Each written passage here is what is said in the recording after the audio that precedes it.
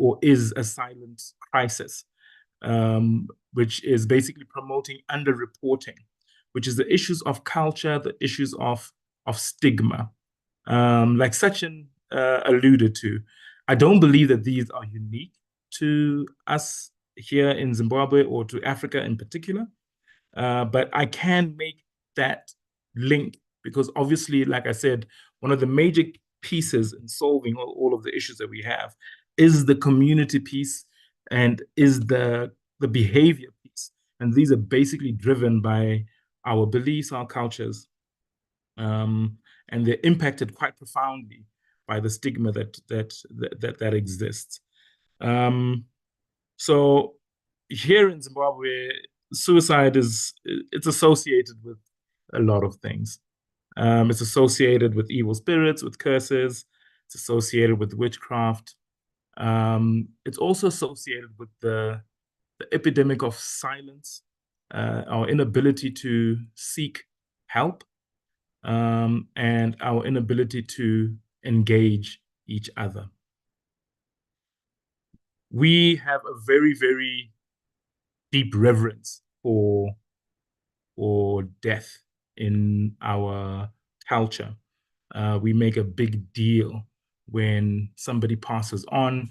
There are rights that are afforded to you that are supposed to extend to afterlife, and that basically extends across a lot of our cultural and traditional, as well as religious beliefs. And this is the space where uh, suicide suffers the most because no rights are afforded to those that die by suicide. We, in effect, throw you away. Um, you are not afforded the right of sleeping in your so when the person who's passed on um, dies, one of the rights that's supposed to be there is that he's supposed to go into their house and spend the night there before they're buried. When you die by suicide, that right is removed from you. You are not buried at the same place where everybody else is buried, um, and your ceremony is basically rushed. People basically are not allowed to gather to mourn you. So obviously that has an impact in terms of how we think about suicide, how we engage in that particular space, um, how those that remain behind are impacted by by death, by suicide. Um, but most importantly, it doesn't afford us the opportunity to have conversations around suicide, to the effect that the beliefs are perpetuated, the behaviors continue, the stigma increases, and help is not sought, is not given to those people. The other issue from a cultural point of view that I think is pretty much universal, one fact that I left out is the fact that the 10 people that I know who died by suicide, who are people that were either my friends or my relatives, um, all of them were male. So the other stat that is quite stark is that the ratio for death by suicide is 4 times higher in men here in Africa as compared to women. And I attribute that mainly to the fact that culturally men are disconnected from the community from a structural point of view. As you become a man, uh, uh, a lot of men find themselves in situations where they are left alone. They are not, they're supposed to be strong and they're supposed to be silent. So a lot of the suffering and the pain that happens that leads to death by suicide goes unmitigated. And I say that from a personal point of view because I've got from 3 of my relatives who died by suicide were close to me, but they all went through some sort of crisis. Um, one of them was quite young. He took his boss's car, who had gone out on a trip, his expensive Mercedes Benz, had an accident, and decided that at that point in time that it's better for him to end his life than to face what he thought was a major crisis. And I look at those things and say to myself, what really is important here is that there are points of crisis where intervention is necessary, is required. Um, so asking about having suicidal ideation, being present in times of crisis are areas where we can mitigate. I want to quickly talk about the challenges. So there's an issue of data. There's a big data gap. We don't actually really know the truth. There's the issue of lack of mental health resources. So we're talking about those crisis points where intervention is necessary and there just aren't the people there to do it. So in Zimbabwe, we have just under 20 psychiatrists for the whole country for 16 million people, which is part of the problem that exists. We've had some success stories, but a lot of them are in their infancy, and we have a sustainability issue. So our approach as Bamvuri is to look at things from a community point of view because of the lack of clinicians that actually exist in that space. So what's our way forward? So we believe in community engagement, in education, and the resources around that, in aligning corporate social responsibility so we can get the private sector involved, and just basically in connecting with organizations like Connect Hat to break the silence and to normalize the conversation. Cheers, Sachin, I think. Thank you. Thank you so much, Tapiwa. And we have 3 minutes to spare as well before we have the next speaker in. Wonderful perspective brought up, Tapiwa. You didn't just cover the usual thing that we speak about when we are talking about mental health, right? That yes, the resources are less, the awareness is poor, all of those things taken into account, but the cultural aspect of how we even view death, and especially when it comes with the context of suicide death, right? So some, which I do also believe, right, things that are common with the cultural aspects of India as well, where even in India, suicide, paap, in Hindi we call it paap hai. So essentially making it worthy of going to hell, for lack of better terms. But thank you so much for bringing in these fabulous perspectives. We have now, sorry about that, 2 minutes. So if there are any questions that anyone may have towards Tapiwa, please feel free to direct it. You may raise your hand or share the question in the chat.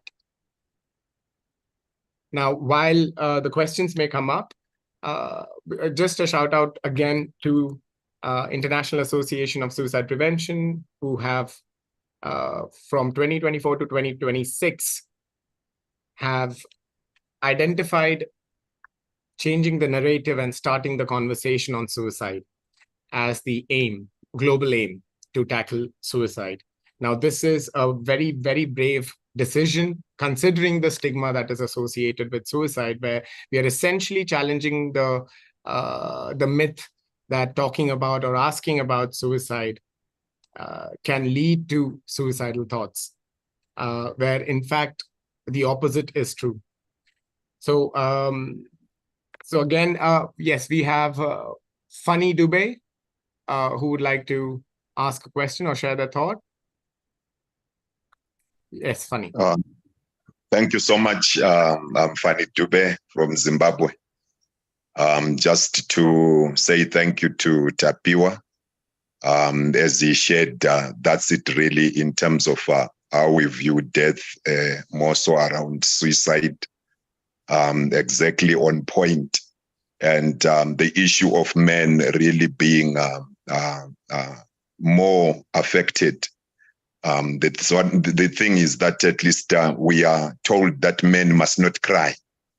It's a sign of weakness. Men, you must suffer in silence. You don't show that you are suffering, you are in pain, because that's a sign of weakness. And I think, as he is rightly saying, that's why now the next thing out, the men is nowhere to go, because they will shy away, thinking that people will look at me as if I'm sissy. And the next thing now is either it's the rope, it's the poison, or whatever other means to kill themselves, which then is a kind of okay, let me just avoid this. Let me remove myself from this situation, because there is no one who will understand me. There is no one to run to. So thank you so much to Tapiwa and Pamvuri, all the efforts that they are doing. Maybe the men might come out and be assisted. Thank you so much for this platform. Thank you. Thank you so much, Fanny. Raymond, unfortunately, we have to start with the next speaker. I believe this is not so much a question, but Tapiwa, please feel free to address it. Raymond, if I could request you to pass on your question in the chat section itself, we will bring it up at the end of the entire symposium so that all these questions can be answered together.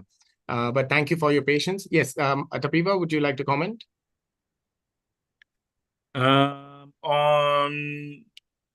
So yeah, it's, just as a parting shot, just to say, just as a parting shot, just to say that the major issue here is the issue of pain and how we deal with pain. And from a men's perspective, we're not saying women don't have pain; they definitely do. It's men have fewer outlets, and we need to be each other's outlets. We need to be able to identify when people are in pain and to intervene, because like I said, there are critical moments where we cannot be missing. We have to be able to find each other. Thank you. Thank you so much, Tapiwa. And with that, I would like to move on to our next speaker. Our next speaker is Mr. Martin Peters. Martin, if you are here, I would request you to come on the video as well. Yes, Martin. Hello. Yeah, Martin is extremely busy today. He has to make a run for it after this. He is currently in Oxford, UK. So I will not envy you. I'll try not to envy you, Martin, but quickly an introduction. I still have to do that. So Martin is the head of operations or CEO of Samarpan Residential and Outpatient Services. Essentially organization that deals with substance abuse and many other aspects, but I would love Martin to speak more about it. His career spans for over 30 years, and he has been working in the space of substance abuse and rehabilitation for these many years. So we have a fantastic background here and insights that Martin will be presenting on the connection and linkage between substance use disorder and suicide. So Martin, fantastic to have you here. I cut short the introduction as well for you. So you may start, and if possible, we would love to have an opportunity for a small Q&A as well.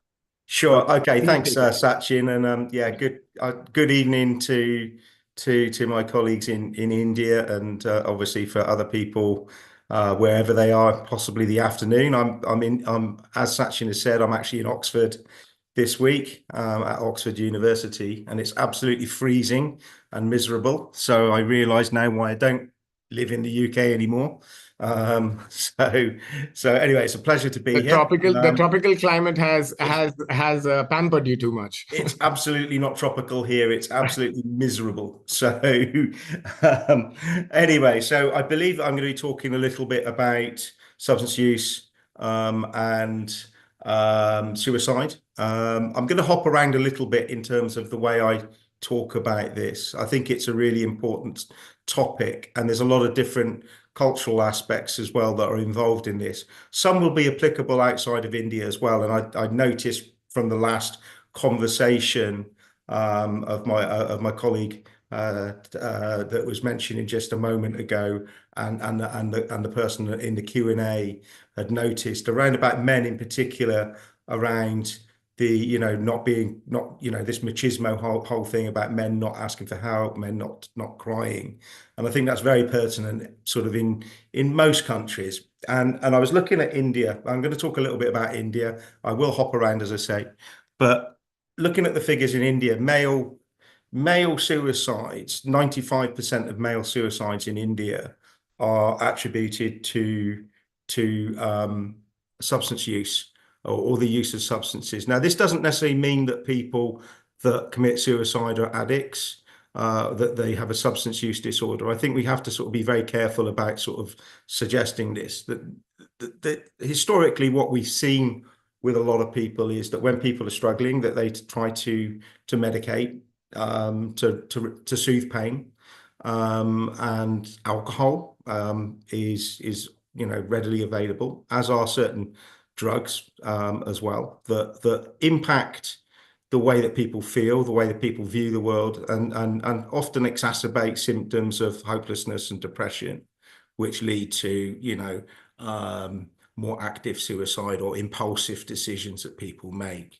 Now, one of the things that sort of is really important here is that we can talk about some of the sort of the suicide prevention strategies and the stuff that we put in, but there's also some sociological aspects that we need to sort of realize is that, why do people end up finding themselves in a place where they are feeling extremely hopeless, that they feel that there might not be a way out. And that's something that all countries seem to have issues with, I believe, and I'm going to move back to the UK for a moment while I'm here, is that the increase in suicidality here is increasing. I can't quote the exact figure here because I haven't got it to foot, but I'm aware that suicide rates are increasing here in the UK. And one of the reasons that is potentially linked to that is the advent of more poverty, the advent of more less opportunities for people to get out of situations. So when people are struggling, then often there are other symptoms that then come. So we've got to look at what are necessary, some of the really early interventions that us as a society can implement, so that is going to sort of reduce these things. So I believe that this is not just a health issue, this is a social issue, a social health issue that needs to be taken care of. There's also the whole aspect here around about education and in terms of educating people around about mental health, which is extremely important, and and how people can access services. As a person also that has suffered with depression, personally, that often in a particular episode it does feel extremely enveloping, that there doesn't necessarily seem that there's any light at the end of the tunnel. So I can understand that people find themselves in these positions where they end up, unfortunately, acting accordingly and committing suicide or attempting to commit suicide. What we as a society need to do is to offer help and not, penalize people. That I noticed a question that was really interesting that someone had put in during the last speech. I'm not sure who it was, but I saw a question come up, was that, why are people that commit suicide not allowed to be buried in the same cemetery? Now, I'm not sure exactly where that is. That may well be in India, but it sort of brings me back to some of the things around about social and legal stuff, where where people used to be prosecuted for it was a criminal offense to commit suicide. I mean, how ridiculous is this? um, so we've got these these misconstrued ideas around things. I'm going to come back to India again. I think this is really important. The whole part here is around about and particularly the topic and the area that I work in. Most of the clients that I work with are people with substance use disorders. There's a huge issue around about stigma around substance use disorders in India. So we've got that. The second part is there's a huge stigma around mental health. So we have that. So we face that. So there's two significant things that sort of come in. Then we have the whole thing around about gender, where men supposedly, obviously shouldn't cry, should be, strong, should be able to manage things. So we have that as well. So we have these three sort of big sort of main sort of things that really often prevent people from taking the appropriate the appropriate interventions, the appropriate health. Often people start looking for things that aren't necessarily helpful and can be sometimes a little bit problematic. We go into this whole part where, these days now there are many people offering all sorts of solutions to depression, to substance abuse, to all sorts. They class themselves as gurus, but really, are they actually doing anything with mental health? We see this all the time, particularly in India, where unqualified people are offering solutions or offering therapy, which has got no grounding. And it's really important that we start to, particularly for India, is starting to create awareness and education within in the general public around about what constitutes proper health, what constitutes mental health support. The idea around having organizations such as the Connect Hub, which is a fantastic initiative. The Samaritans is another fantastic initiative. The things like support groups, these are really important. We've done that. We opened up a support group free of charge for clients that they can come in every Tuesday to talk about their depression. These are types of things, the interventions that we really want to start to sort of push. But it's a big issue here in India. We have people practicing, causing, making it really difficult for people to talk about it.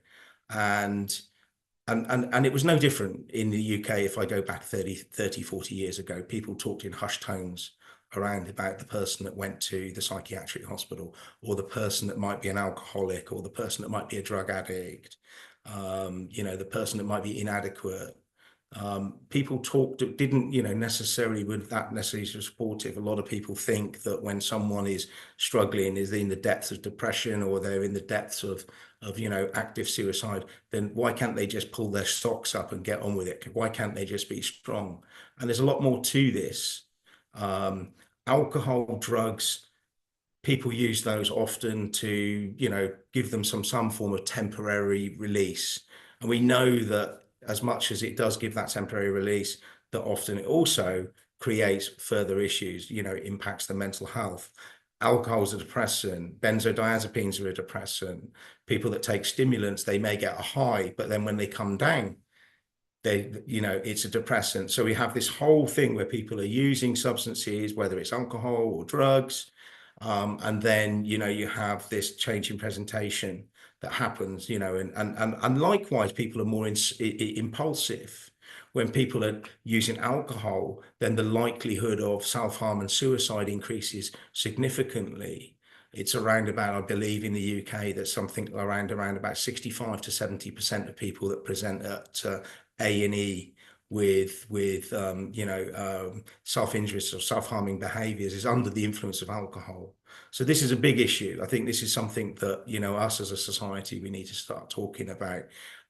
It's still really difficult here in India, and I'm sure that my colleagues in India will understand that. And I'm sure that this is no different. I mean, I'm sure that all countries have these issues. Everyone's at a little bit different stages in terms of stigma. There's still stigma even in places like the UK, where people sort of say, well, it's much more advanced and things like that, but there's still stigma in a lot of places.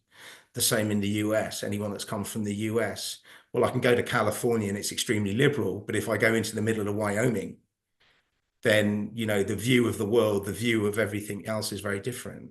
So these are things that I hope that people start to talk about a little bit more. The idea that people are talking about this now. I was really interested in the last presentation. It was fantastic, and it's great that we've got people from different parts and different cultures talking about an issue that actually is a worldwide issue. This is not just around about India. I haven't got a lot of figures here. I'm not going to do a lot of figures, but maybe, how long have I got left, Sachin? Have I got about a minute. Couple of minutes. Why don't I answer some questions? Maybe some people have got some questions for me. Wonderful. Yeah. Thank you so much, Martin, for presenting your insights in with so much clarity. The points that you specified on, some of the major points around substance use disorder not understood to be a clinical disorder or mental health disorder. So there's a lot of stigma that goes along with addiction, but without people realizing how addiction itself is a coping mechanism gone wrong for most of us. If not everyone, right? And how the relationship with addiction, between addiction or specifically to substance use, has been attributed to higher suicide rates, where in India as well, over 1/3 of suicides that are happening in India, there is a connection with alcohol. So that it is under the influence of alcohol and drugs. That's a very, very high number. And unfortunately, even those who are dealing with substance use disorder, it's easier to label them as an addict or not even an addict. The addict would still be a better way to call that. But they would be termed very not so endearing terms, shall I put it that way? And instead of offering help to someone who is dealing with this, essentially they are outcast and made into this pariah who is just not having enough will, or it is a sign of weakness. However, we are not really attributing to the fact that mental health issues are on such a rise, and that until and unless we are able to address it and take control of our lives from that perspective, it's a long, long way to go. And currently, this is not just a mental health issue, this is a social issue. Social issue, yes. So thank you so much for that, Martin. Any questions for Martin? If not, he would need to rush off as well. But in case there are questions directed towards Martin, we will, and he's not able to answer them today, we will ensure that those reach Martin. And whenever Martin is able to come back to us with the answers, we will share them via our website and social media handles as well. So thank you, Martin, so much for presenting. Thank you, Sachin. Okay. Any questions, anyone? Please do raise your hand. Otherwise, we will be moving on to our next speaker. Thank you, Martin. Thank you, Sachin. Take care and have a lovely day, even though as grey as it is. It's really grey. It's really miserable. I hope it turns better. I mean, it's the UK's principle, right? If you don't like the weather, wait a minute. Exactly. All right. I believe no questions. It was with so much clarity that no questions have come up. Thank you, Martin. And we will move on to our next speaker. Our next speaker is Mr. Harish Menon. Let me just add the spotlight. Wonderful. Good evening, Harish. It's fantastic to have you here. Just to introduce Harish to the participants and those who are viewing on our YouTube live link as well.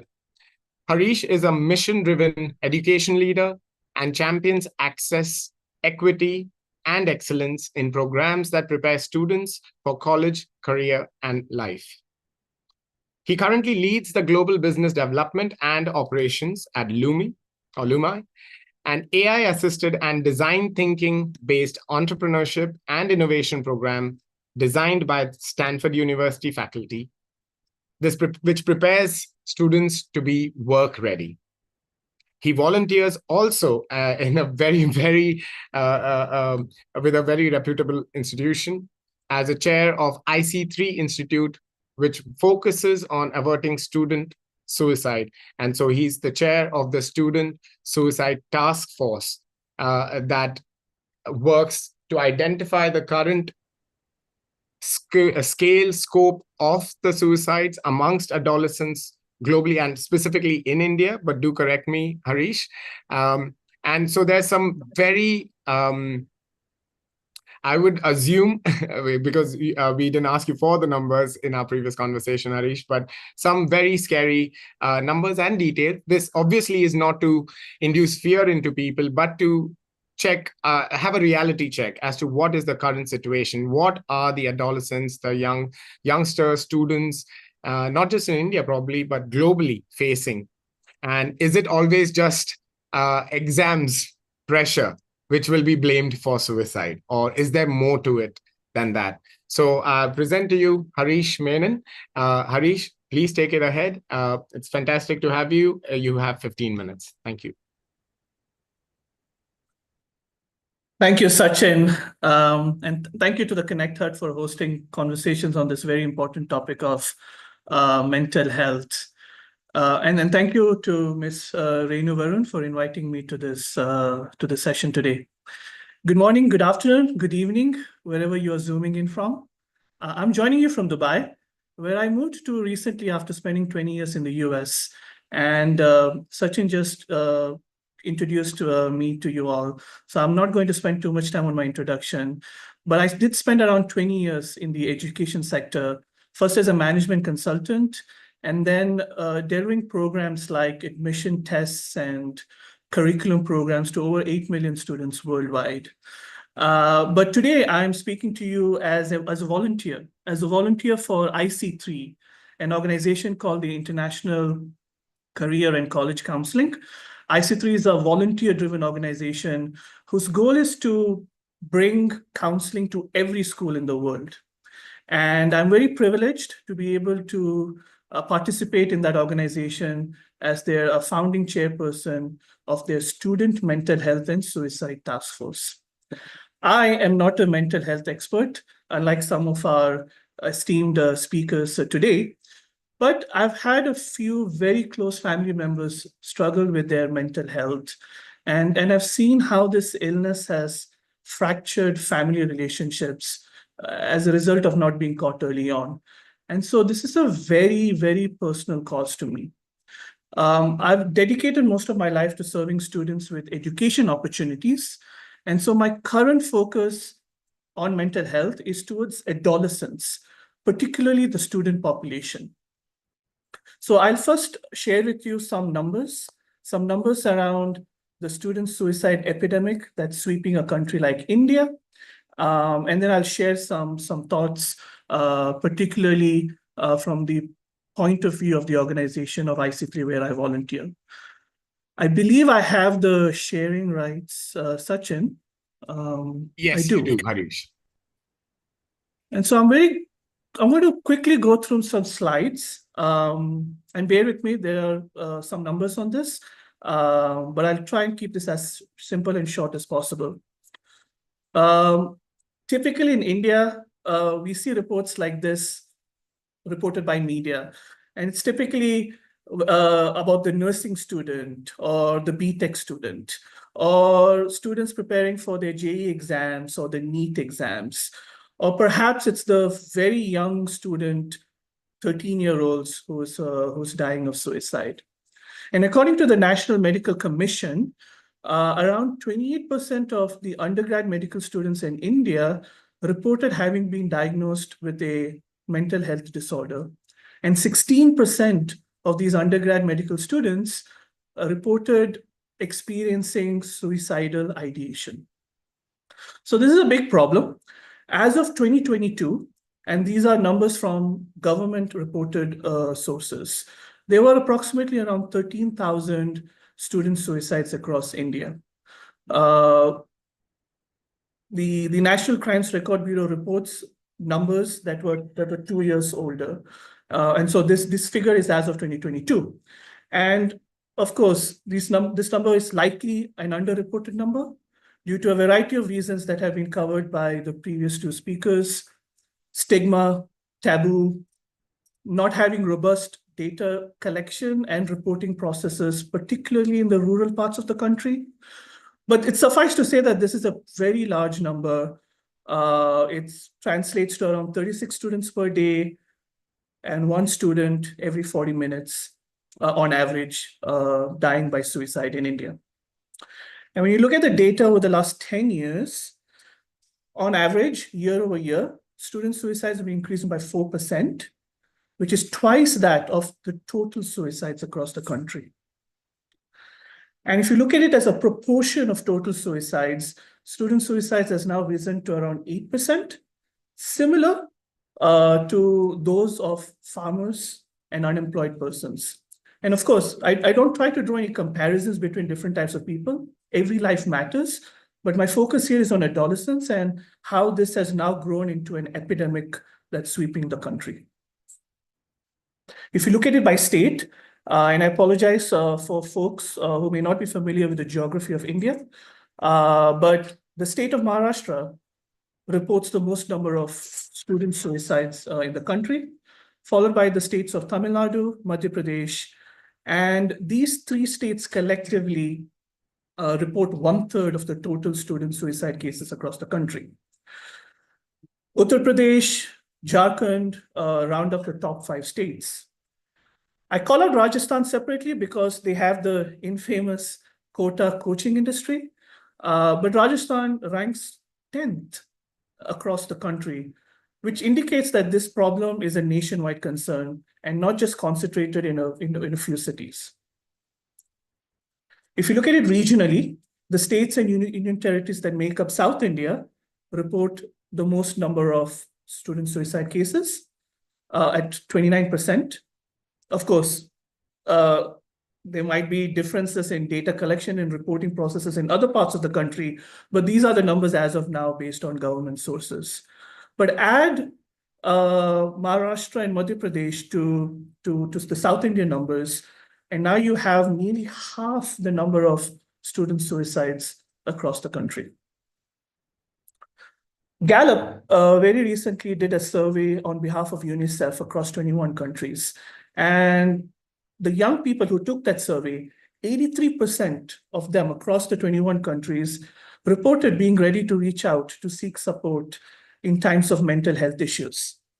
Sadly, India was the sole country that stood out with only 41% of the youth being ready to reach out for help. And this speaks to perhaps the stigma and taboo still prevalent in the country, which was very well covered by Martin and Tapiwa previously. So these are the numbers that I just wanted to quickly share with you. Let me come out of the... Am I out of the presentation? Yes, you are. Yes, okay, great, thanks. And so with that, the questions that arise are, what do we do about this and how do we move forward? And so at IC3, we believe counseling is key. Counseling such that students find meaning and purpose in their life. And so in my remaining time, I'm going to cover around 3 topics. And the first one is shifting the education landscape from competition to competence. Now, there's a growing aspirational population in India. And why should there not be, given the economic and opportunity growth available in the country? But what happens then is comparisons with each other starts brewing. And when comparison becomes acute, then competition is born. And when competition becomes acute, violence is a result. And so essentially students are taking their own lives is sort of an extreme form of such violence. We start comparing our children from a very early age around how they walk, talk, do math, etc. And by the time these children have reached middle and high school, we have reached a very extreme form of comparison, which is competition. And that leads to this violence that is self-inflicted. And so at IC3, one of our main goals is to shift the narrative from competition to competence and truly guide the students to discover their strengths and interests. You see, when you look at the causes of mental stress, anxiety, and depression, you find that students are getting worried about their futures. It's less about their present lives. Will I do well in the entrance exams 2 years from now? Will I get into a top college? Will I get my choice of major? Will I get a job? And I've spoken to many students by now, and one common thing that they tell me is that they are worried and stressed. And so we at IC3 believe that every teacher and educator needs to be turned into a counselor in some way. And I don't mean along the lines of social, emotional, or mental health counselors. Yes, we do need such experts and such mental health counselors. But what we're trying to say is all teachers and educators should be the gatekeepers of helping students find meaning and purpose in their everyday life. The sad thing that happens in school is the separation of academics and fun. And whilst, in fact, one of the best and fun places to learn science, technology, engineering, and mathematics is on the football field. From Newton's law of motion, force, velocity, energy, to geometry, angles and lines when kicking the ball, to aerodynamics and design of the ball and the football pitch, data collection, statistics to create player stats. One can also find environmental science, sustainability, biomechanics. But students are studying all these subjects without context and certainly not in a fun way. Without context, without purpose, without meaning, they're all getting into this state of despair. And that is why every counselor and educator, in my opinion, needs to become a gatekeeper. Sadly, fear-based decision-making is being made at school right up until college, where at a time when young people need to be creative, they are being encouraged to be compliant. So we need to help our students find joy in education, and for that, academics needs to be more purposeful, meaningful, and fun. My second point is mental health or fitness.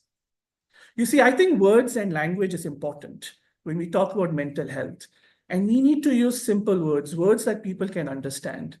And so on this point, I agree with Simon Sinek that we should move away from using terms like mental health, but in a way that it sounds like it's the final destination. Because it sounds like as if you don't have health, then you're not perfect, that there is something wrong with you. So any kind of divergence or sadness would mean that you're imperfect. And we know that's not true. Think about your body, your physical body when you go to the gym. We call that fitness, by the way. Some days you have good days, some days you have bad days. Some days your body feels amazing and you run on the treadmill 10 more minutes or you lift larger weights. And on some days, for whatever reason, maybe you didn't have enough sleep, maybe you didn't eat well, maybe you were sufficiently hydrated. Your body is just not working, and we're all familiar with that feeling. But it doesn't really bother us, does it? Because we tend to call it a bad day and we move on. But I don't think we treat our mental fitness the same way. You are 100% mentally fit if you have sadness, joy, if you have doubt, uncertainty, and insecurity. That's what it is like to be human. Of course, if you're feeling sad or stressed for extended periods of time without any relief, then that is a problem. But maybe let's start using the term mental fitness to indicate that it is a process. It's a journey. And it's not like this final state of well-being that we need to achieve. It's okay if you allow yourself certain periods of darkness as you continue to work on your mental fitness. And my third point is from a play-based childhood to a phone-based childhood. And I borrowed these words from a book. I'm currently reading a book called The Anxious Generation by Jonathan Haidt. I highly recommend this book. And this book covers the surge in mental struggles among adolescents. You see, Jonathan posits that in the past, children spent hours doing free play, and in doing so, learned to navigate risks independently. This unstructured play was important for their social and emotional development. However, media-fueled fears and as a result, increased adult supervision began to erode these opportunities. Children lost their freedom to test their limits and as a result, build resilience through this shared free play with their peers. And when smartphones and social media came into the scene, well, of course, children's social lives moved online. And while children were connected with each other digitally more than ever before, they still did not have any sense of belonging. And they were exposed to this constant comparisons, again, that word comparison, with mostly unrealistic portrayals of life. The exotic holiday destination visited by some of their classmates, the always seemingly happy family next door. These lead to inadequacies and isolation, and has resulted in a surge in anxiety, depression, and even self-harm among adolescents. And amongst many theories that he postulates, one that he refers to is safetyism culture.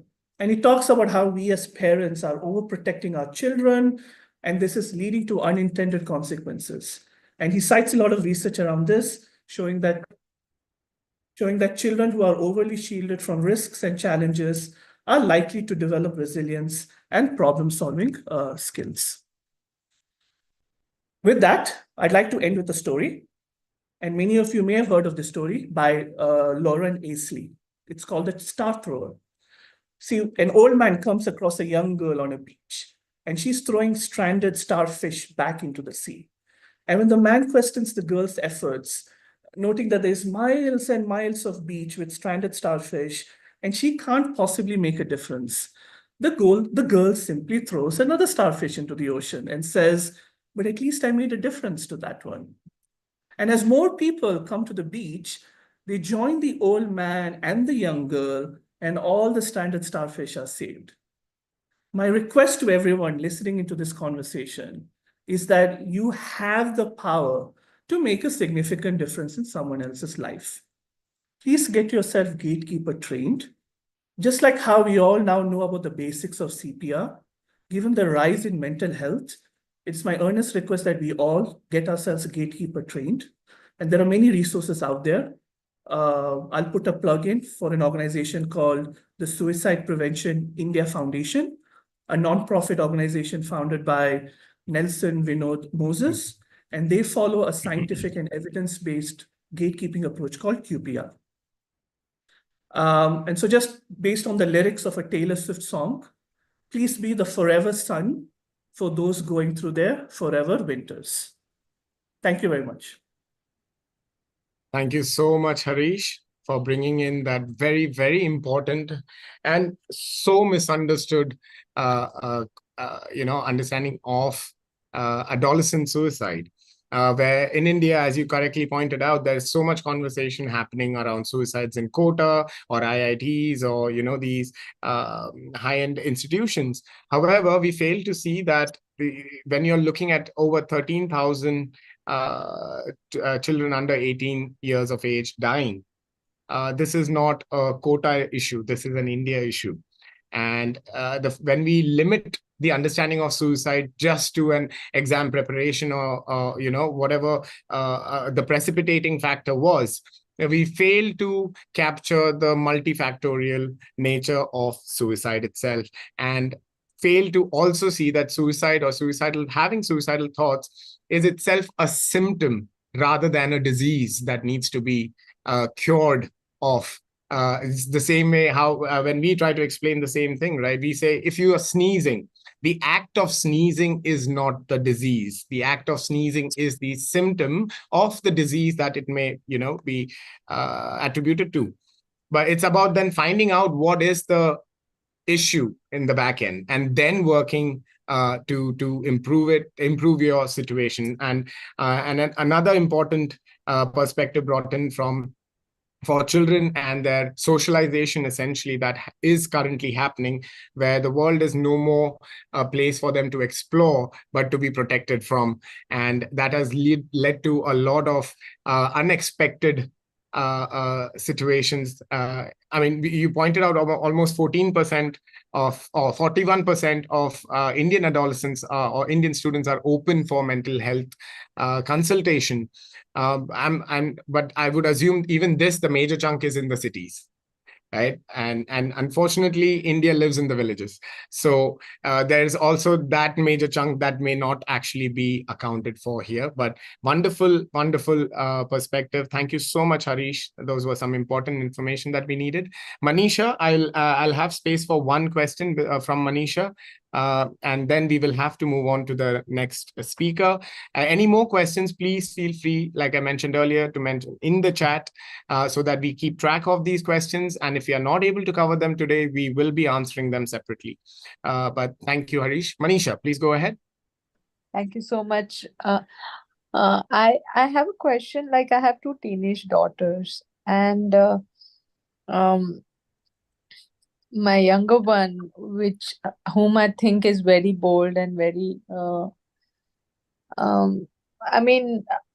outspoken. But last year in her school, I was called because on the assessment day of some subject, she wrote like 100, like from top to bottom of the page, that I want to die, I want to die, I'm good for nothing, I want to die, I want to die. The teachers did call me immediately and didn't let her go in the bus because they didn't know if she'll go back home and be alone or will be where there will be someone at home. So that was one good thing. But after that, I have been trying to take her to the counselor, but she does not want to go to the counselor because she's seen some serial series and all where they say that, oh, I don't need. I mean, they are watching everything. It's not in our control to stop giving them TV or phone. And I just wanted, since you are working on this, would you have any advice or suggestion? Thank you. Manisha, I am not a mental health expert, but I will share my perspective, or at least what I have learned from at least some members of my task force who are mental health experts.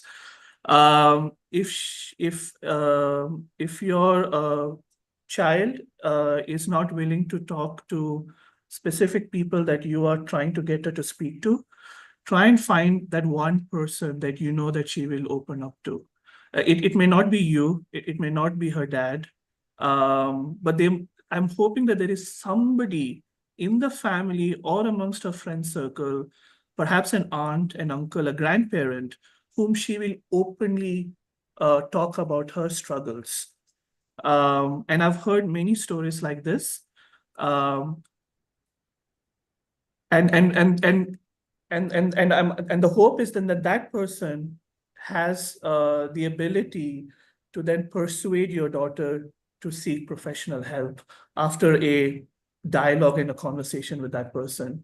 So my recommendation is to truly find that one person, perhaps within your friends and family circle, whom she's very close to, and perhaps that's the person she may open up about her struggles. Thank you. Thank you so much, Harish. Thank you. Thank you. The other way is, like I mentioned, gatekeeper training. Manisha, perhaps perhaps you or some of your family members can take up that training.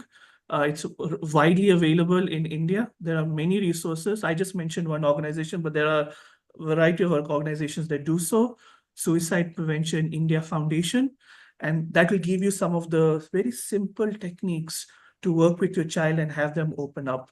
Perhaps they won't open up to you, but certainly some other adult or peer. Some of the research that we are finding is that students openly talk about their struggles amongst their peers than to an adult. That might be another approach.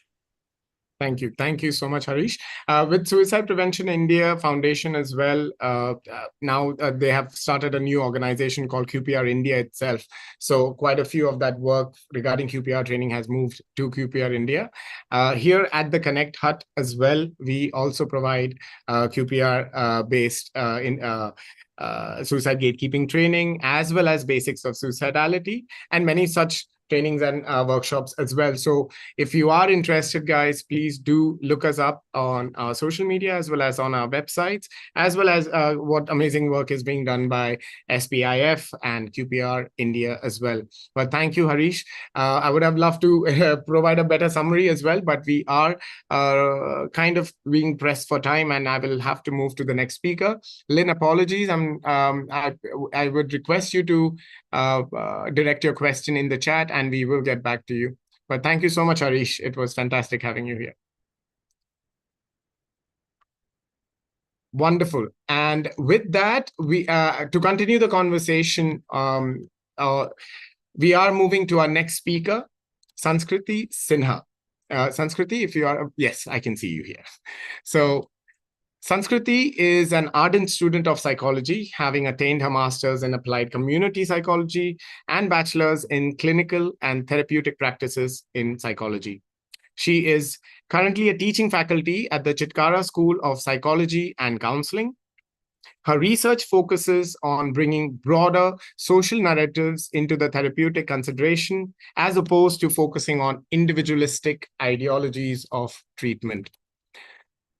Sanskriti was also our speaker last year, and she had brought in some valuable lived-in experiences of what it means to be someone who has had suicidal thoughts. With with an overwhelming response to hear more from her, we have got her back. And today, Sanskriti will be offering us her journey on how to live, how they have lived with suicidal thoughts. So, Sanskriti, Whenever you're ready, please go ahead. It's great having you again. I believe you may be muted. Rookie errors, right? Okay, thank you it. so much. I am kind of scared now after Harish's talk. That was really good, and I learned a lot myself. That was, yeah. But as is quite apparent from the way Sachin introduced me, I'm not here to share profound intellectual insights or experiences. I'm still making my way up to that kind of expertise. Instead, I'm here just to share my lived experiences with suicidality. Suicidality, for those who don't know, is a collective word that we use for suicidal thoughts, suicidal plans, suicidal ideation, attempts. And as is nudged through this talk's theme, in fact, I think it's the WHO theme for the World Suicide Prevention Day. In fact, it's the theme for this triennial, I think. It's changing the narrative on suicide with a call to action, start the conversation. So I'm here to do just that. I'm going to be very straightforward about it. I'm going to give you my story, my perspective on living with suicidality, and I'll try to save some time so I can interact with everybody here. My story is actually very simple. It's 4 words. I struggle with suicidality. It's been around 8 years now, and I've made my peace with it for a large part, I guess. To me, it seems that I'll probably struggle with this for the rest of my life. I have had 3 attempts to date, and I've lost count of ideations, to be very honest. But I want to talk about how I started the conversation, right? My coming out moment of sorts. It was 11th grade, or maybe the beginning of 12th, I think. I had no idea what mental illnesses were, to be very honest. And I feel stupid saying this now that I have a master's in psychology. And I also feel like the issue has gained a lot of traction in the past few years, which is great. Also, the age at which we talk to each other, like the age at which we are exposed to the darker stuff, like suicide and assault, I think that age has gone down significantly over the past few years. But 17 years old, I had no idea what mental illnesses were. It was a different time, I mean, and it was very hard for me to sort of explain what I was feeling because I did not know what it was. How can you explain something you don't understand yourself? So I don't exactly remember how I ended up putting those feelings into words. But before I did, I remember that there was like a long period of like a lot of confusion for me and a lot of concern for the people around me, for my family. And, my mental illness manifested in somatic symptoms. So I had constant headaches, I had disordered sleep, and so I was taken to a hospital, and the doctor put in like blood test requests, and there was an MRI. And when no physical illness was sort of found, I was turned over to a psychiatrist because that's how it goes. And the psychiatrist, I remember, said, let's get her an IQ test. And so I was sent to another room where this, what I can only assume was an MPhil trainee, was talking about how her superior had told them to give an IQ test to me because they wanted to make sure that I actually, like, it wasn't just that I wasn't able to cope with having taken the medical stream in 11th and 12th and the entire preparation for the medical entrance exam. And so I had sort of accepted at this point that no, I'm not finishing school. I'm not going to college. This entire life of Janjat is not for me. I'm just gonna have to either off myself or, be a financial and emotional burden on my parents for the rest of my life. But, things happened, time went on. I was put on medication. I was referred for talk therapy. I could better verbalize some issues. Eventually, even the worst of depressive episodes is only unbearable for about 8 to 10 months, and then there's sort of a rise in the way people feel till there's a relapse again, depending on different conditions and cases.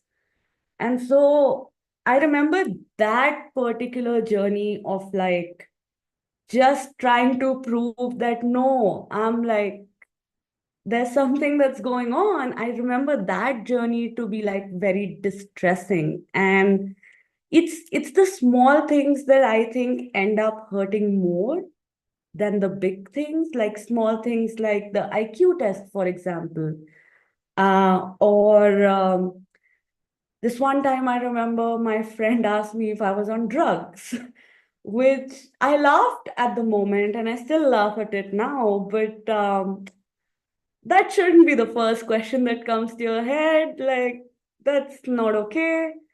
Luckily, I come from a rather open-minded and liberal household, but I have also heard stories of other people who had a very tough time explaining this to their parents. And for that communication to be a struggle, I can't even imagine. But over time, I sort of have gained a lot of strength through the act of sharing my story with other people, uh, such that I don't feel any hesitation in randomly bringing this up in a conversation anymore. But there was a point where just, saying the S word was a big taboo. And overcoming that, I think, has not only a lot to do with like your journey, but also with the environment that you're in. And so I remember the initial bearing of my soul to get these feelings out there was just torturous. And the issue is, even when you verbalize it doesn't really get better for a while, because you see the people you say this to start to like walk on eggshells around you. You get a sense of it. Of course, nobody comes and says it to your face, but you get a sense that, there's whispers that you're weak, rumors that you're crazy, and you also yourself know that it's ridiculous. You know that this feeling has to be ridiculous, that it's a normal thing to be able to get up out of bed and take a shower. And yet it's hard to sort of get out of it, right? And so you just feel yourself reaching a point of nullity, I guess. And I say this despite having had a formal education in psychology. So over time, I have found the right words to sort of verbalize my, cognitive distortion, self-punishment tendencies, neural monoamine imbalances, all of that. But it's hard to put into words the exact feeling. And so the issue with this state of mind that I, in looking back, find is that it isn't that a gray veil has sort of been put over you. The issue is that you think that the rose-colored veil has been lifted off, And so what you're seeing now, the distorted cognitions that you're interpreting right now, these are the these are the truths. And I read somewhere, I remember, that it's easier to help schizophrenics who perceive that there's a foreign object inside of them, because they feel like it just needs to be exorcised and then you're going to be okay. Which kind of explains to me this entire ancient idea of Mata Chad Gayi Hai, which is, hey, this is something that can be fixed. It's something to console yourself, I guess. But throughout my education in this field, I found myself debating whether depression and suicidality is a chemical problem or a psychological one. And so does the cure or does the treatment need to be a chemical one or a philosophical one?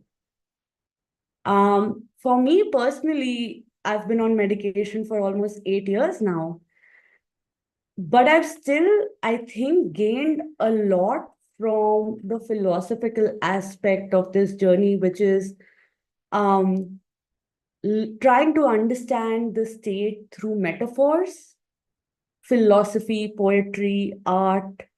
They do a great job in defining these iconic states. I'm just going to quickly brush over a few of them. Emily Dickinson has a poem called I Felt a Funeral in My Brain. Beautiful work. Virginia Woolf, Vincent van Gogh do a great job. Francisco Goya, the first man ever to describe the duality of depression in paintings. Nietzsche talked about suicidal ideation as a comforting thought that helps us get through tough times. Similarly, Dostoevsky, Herodotus, J.K. Rowling, even George R.R. Martin, like they've all had references to this dark abyss. And so that's how I sort of cope with the re-emergence of suicidality every now and then. I find solace in all the writings of these great thinkers. Sometimes it's easier to say it through others. I think the first time I voiced this out loud, it was conveyed to my parents through the doctors.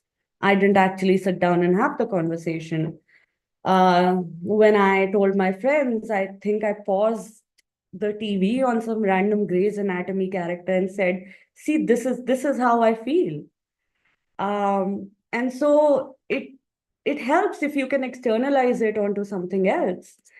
But the point I'm trying to make through all these artistic and philosophical definitions is that there is no right way to start the conversation. I don't think there are any right words, which also means that there's no wrong words to share how you feel, because that's how you feel, right? And so I guess that's all it takes before I wrap this up. I just wanted to share a poem that I really like, and a poem that like helps me cling to a glimmer of light in times of darkness. I suppose it's by Hannah Danes. It's called what is it called? Wait. I think it's called You Don't Need to Die Today, or Don't Kill Yourself Today. And she says suicide is a permanent solution to a temporary problem. And I know you know that, you've known that. It sounds pointless. But this isn't about, this isn't about letting go of this idea, but it's just about giving yourself one more day till you feel better. And I think that's been my struggle with suicidality, which is it's a way of being. There's strength in accepting the undesirable parts of yourself, is what they teach us when we're kids. I want to reference this professor I had in my undergrad who would say that it's the people who deny their mental illness by saying, oh, I was depressed, but it was a long time ago, and I never want to think about it again, and I'm not going to look at it. I'll just get on with my life because I'm over it. He used to say those are the people that are the most enslaved by their mental illness. And I just feel like shutting out the suicidality strengthens it somehow, at least it does for me, where if I try to hide from it, it grows. And people who do better in these situations, I feel, are the ones who can not only tolerate, but also accept the fact that this condition exists. It's a part of me, and I have to learn to live with it. And maybe someday I'll have the resilience to survive it. And so I just feel like valuing one's journey, it doesn't really say that there's not going to be a relapse. There might, but it just makes the prospect of being in that dark abyss again a little easier to tolerate. It's the idea that it's going to be terrible. It always is. But I've survived it before and I can again, right? As opposed to saying, this never happened, let's forget about it and move on. And so I've actually learned a lot from my truth, which is my suicidality. And I can safely say that I have learned that emotions can be way more real than facts. I have learned that empathy is a very hard thing to achieve. But very easy to reach that sort of threshold with practice. I have gained courage to talk about it as freely as I would talk about what I had for breakfast today. I have gained a passion for philosophy, for research. I have defined my education by the emotions of suicidality that I have had. And so while I also say to this day that, you know, it brings me a lot of nullity, it brings me a lot of, it dampens a lot of feelings for me. It's also given me a lot of vitality. So at this point, I've just like made my peace. And I feel like that's one way you can go about it. And I just wanted to share that. Thank you. Thank you so much, Sanskriti. Again, a very powerful insight or perspective of someone who has been dealing with suicidal thoughts. And, you know, something very clearly coming out of this conversation where whenever we tend to look at suicide, it tends to be, oh, suicide is where someone intends to die, but this intentionality is questioned is presented as a sort of a wish, where people, it's as if people are wishing upon suicide. And this major difference between intentionality and wishing upon suicide is where we seem to be missing the point, where if it was someone wishing for suicide, you could ask them, stop wishing for it. It would make sense. But when these are intrusive thoughts that a person has to deal with, just like when you break your hand, it will hurt. There's a lot of pain that you experience. But then this pain that you're experiencing is a result of that broken hand. Similarly, again, trying to change and open up our perspective regarding suicide, that suicide is not the problem here, but suicide is an indicator that a lot more attention needs to be paid to the person, especially their mental health, their emotional health. So wonderfully brought up. If I have a minute to chime in there, Sachin. Go for it. I don't know why, but when I was sort of noting down what I was going to say today, I randomly thought of this advertisement that used to run a couple of years ago. It was called Dobara Pucho. I don't know if anyone remembers it, but it was a completely random thought from years ago. There were a bunch of these different conversations that were happening in pairs. And, it would start with, oh, how are you? Kaise ho? And the person would respond with, fine, I'm okay. And then the conversation would go on, but then they would show a parallel situation where the person would come back and say, no, really, how are you? And then the conversation would suddenly shift gears and turn serious, and people would actually open up. And I don't know why I thought of it on how, like, the onus needs to shift. The onus needs to be on the environment. So this is the interesting part, right? Because we tend to get questioned, and I share this example quite a bit as well, where whenever we interact with someone who is dealing with suicide, someone has died,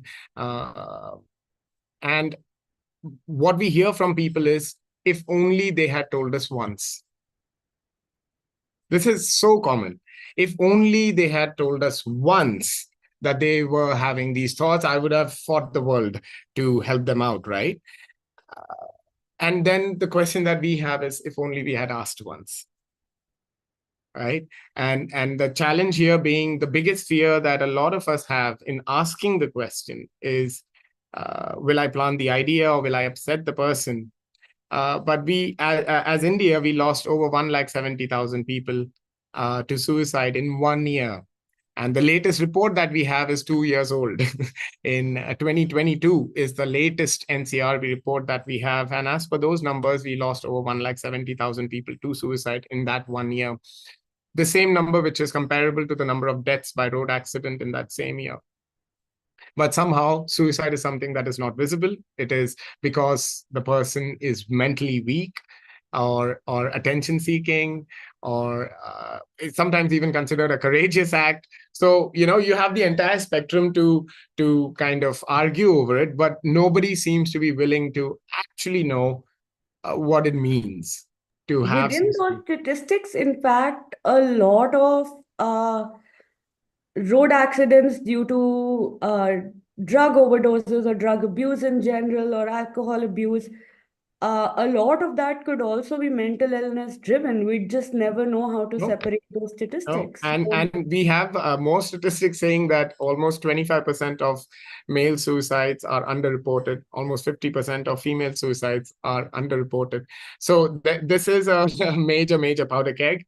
But thank you again, Sanskriti, for bringing in, articulating living with, what does it mean to live with suicidal thoughts so beautifully. So thank you again.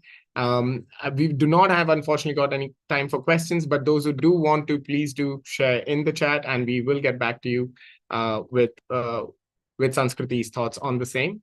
Now, I will be moving on to our next speaker, who represents a very unique sector, the seafarers. I would like to present to you Mr. Tariq Khan. Let me just spotlight him for everyone. Hello, good evening, Tariq.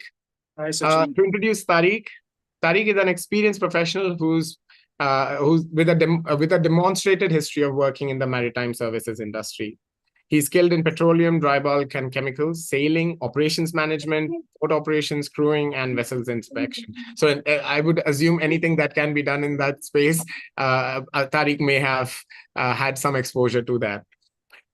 Holding the FICS from Institute of Chartered Shipbrokers, London.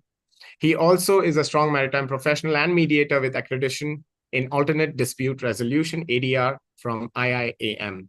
Tariq is here to speak about the growing problem of suicidality within the seafarer community as well. He will be bringing his own lived experience, or the experience of working in the space, and understanding that I hope one of the things that this will bring up is the understanding that it's not a challenge that can be just put under the rug. right? Even in a very male-dominated space like seafarers, suicide and mental health issues still remains to be one of the major, the biggest challenges that we have yet to tackle. So Tariq, I will let you continue from here. Thank you so much for coming in today. Thank you, Sachin, and I hope and I trust everybody is feeling good today. That's a salutation Sachin taught us when that to ask everybody how you are feeling. So I hope everybody is feeling good. Sachin, you wouldn't have been seeing me today, or perhaps for the last 2.5 years, if I do not narrate the story which brought me here on this platform. So one fine afternoon, 2010, perhaps that's the year, we were sailing. We were in one port called Rotterdam, and it was afternoon. We had an electrical officer, young boy, unmarried, about to get married, about to go home, finishing his tenure. And if I may happen to say so in the lingo that we use, he used to be on my ass, which means he was my shadow. Wherever I used to be, he used to follow me. And such was the camaraderie that I had with this boy.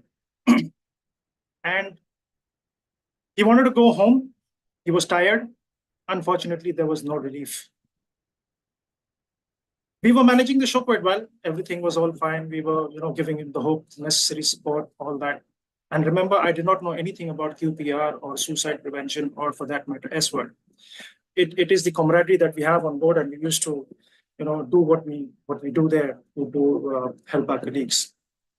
And one fine afternoon, this boy happens to cross my path, tells me, "Sir, if I do not go home, I am going to," and he shows me with a gesture that he's going to cut himself. Now, to give you a background, in the maritime profession, when we say that if you don't send me home, I'm going to jump overboard, is a very, very common lingo. We say that very often. It is a way to express ourselves that, no, now is enough, send me home now.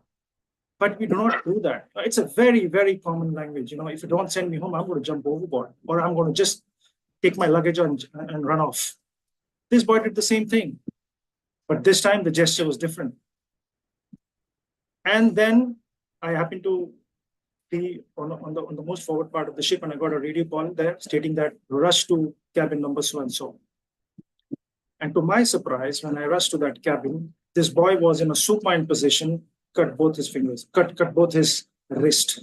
Blood was oozing out, unconscious. We called the medic. The medic arrived. He did what he had to do. We did a medevac of that boy from then on. Now, years passed. That episode stayed with me. And it stayed with me a good amount of time before I eventually took a decision that I need to do something for these boys, I happened to do a lot of things. I couldn't get a firm footing that whether my nightmares or whether my decisions to do something about the seafarers is going in the right direction. Am I doing the right thing? What am I supposed to do? I was all over the place. I was entering the dark area which had no light coming anywhere from. So we managed to save that boy. To be very honest with you, that boy is very happy. Everything is fine. He's still a sailor sailing. But then I wanted to do something for the seafarers. And my quest to come out of this anguish of existence led me to Sachin. I happened to enroll myself for Samaritans. Sachin was my lead trainer there. We did a number of weeks of training. And to be very honest with you, Sachin really made me show that there is a lot of things that I can do for this community. And from then onwards, I started working for the seafarers. The first lecture that I gave for an organization was mocked at, because 95% of the people did not understand what I spoke. They just said, "What is a dark area?" And they wrote, because I wanted a feedback of what they understood and what they did not understand. And mind you, the most important factor is all of them were seafarers, and they all thought that I'm some son of a god coming from a different planet and speaking something which they cannot decipher.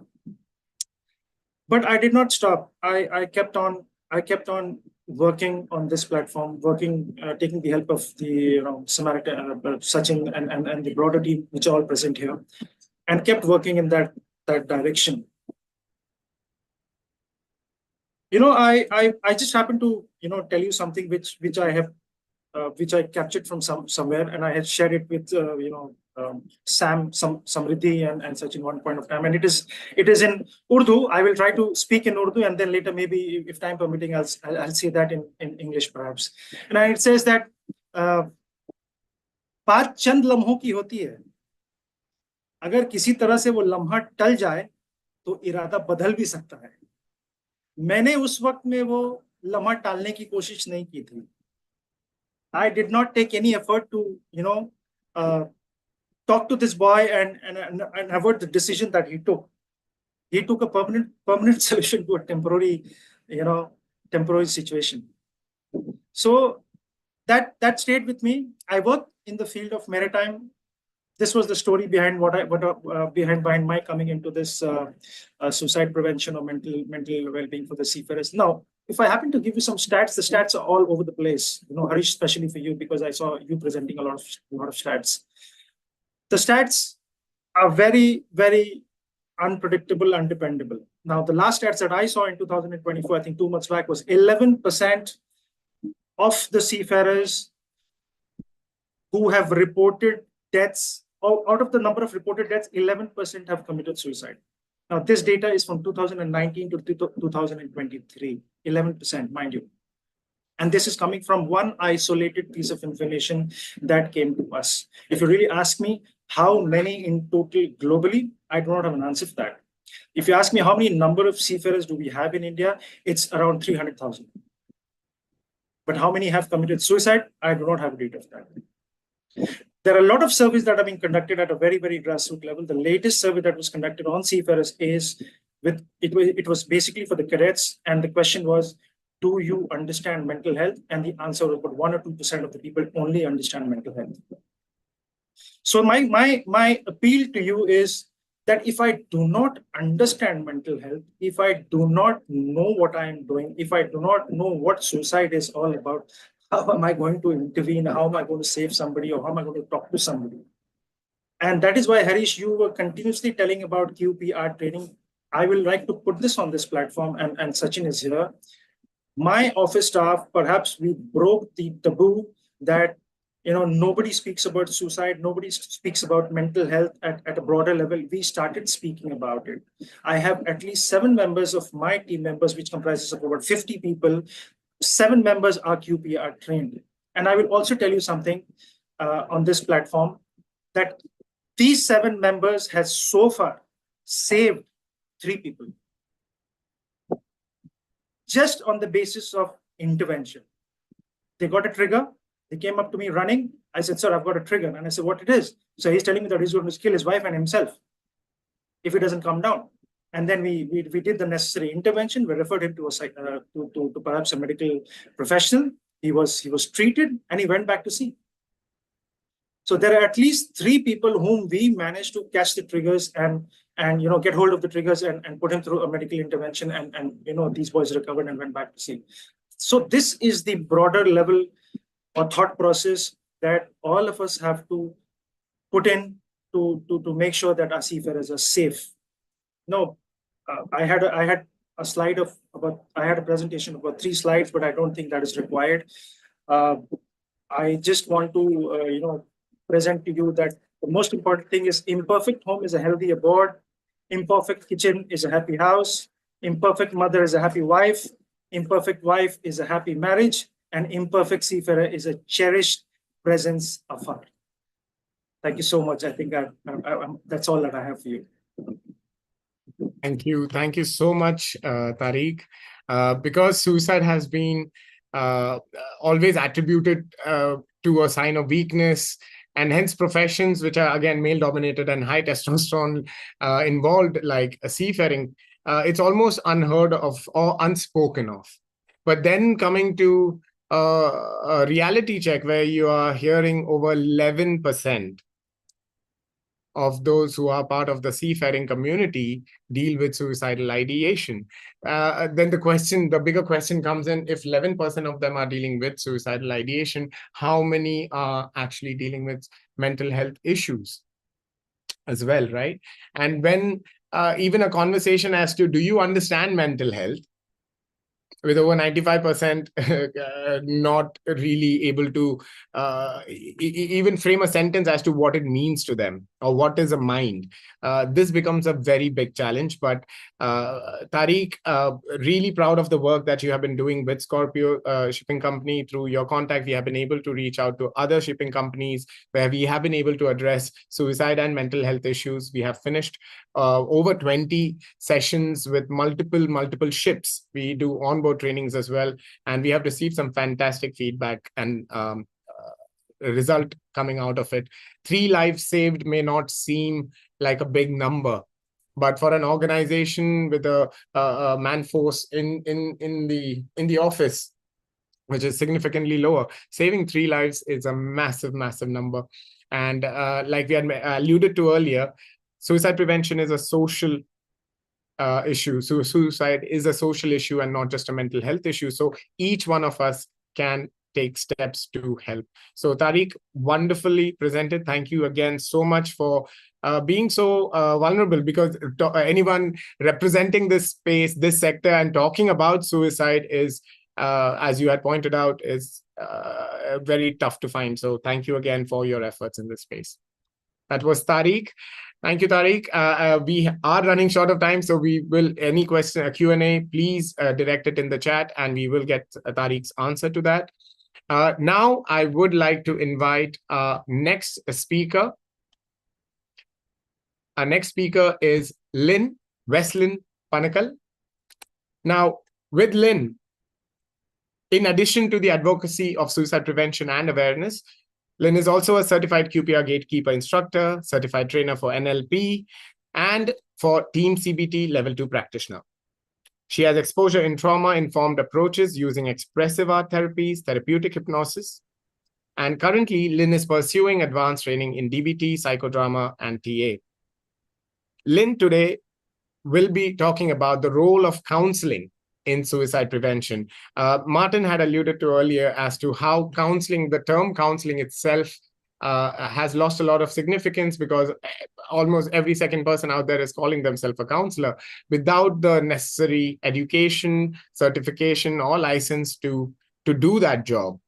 And we are hoping that today, through Lynn's insights, we will be able to see what is the role of the counselor when dealing with someone with suicidal ideation. And mind you, over 95% of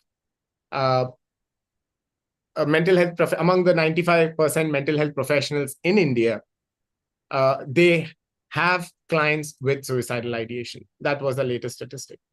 So this is extremely scary for a lot of counseling psychologists as well, because coming into the profession, are you equipped to deal with a crisis from the get-go?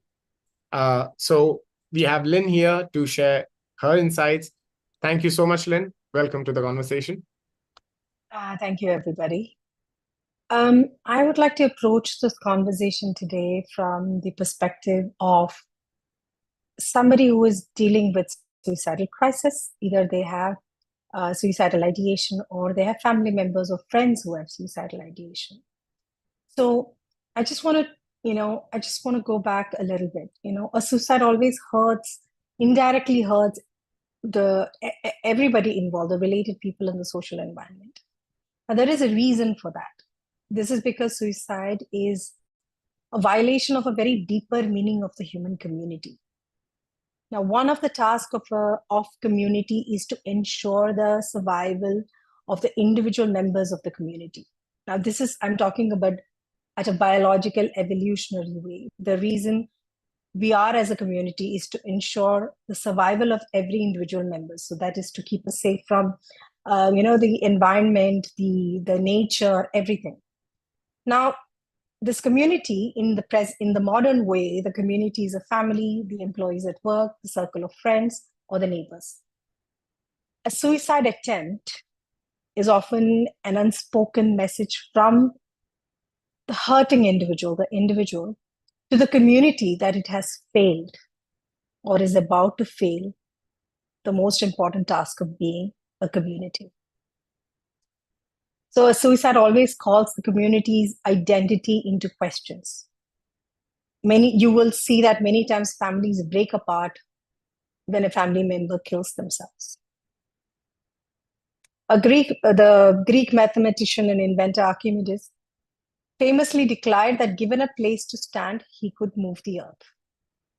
While that may be theoretically possible in physics, it is impossible in social life. There is no place to stand outside of the society in order to change the society or change the community.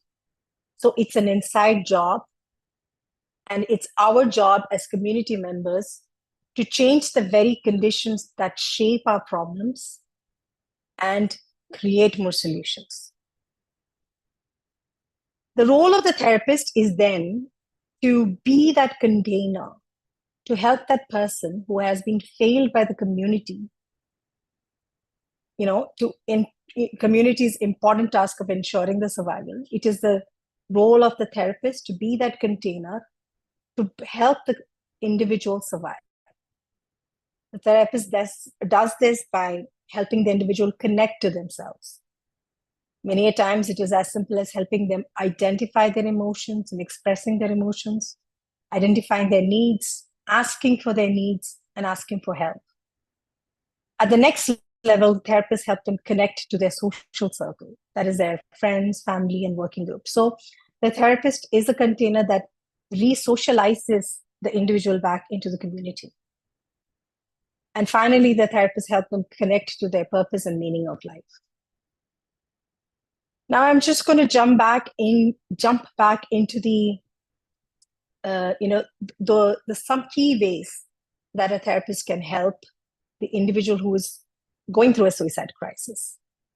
They help through extensive conversations. They help identify their warning signs and personal triggering events, then help them create a safe environment by reducing their access to lethal means, then developing a list of reasons to live, helping them improve their internal coping strategies, which means things that they can do by themselves, creating socialization strategies for distraction and support, which means they help the individual identify what are the ways they can connect with people and places, create a list of trusted contacts and professional contacts. So these are the technical ways or the simple ways that you can help, and you can make sure that the role of the therapist is alive in the community. In addition to that, there are a lot of other techniques, but my invitation to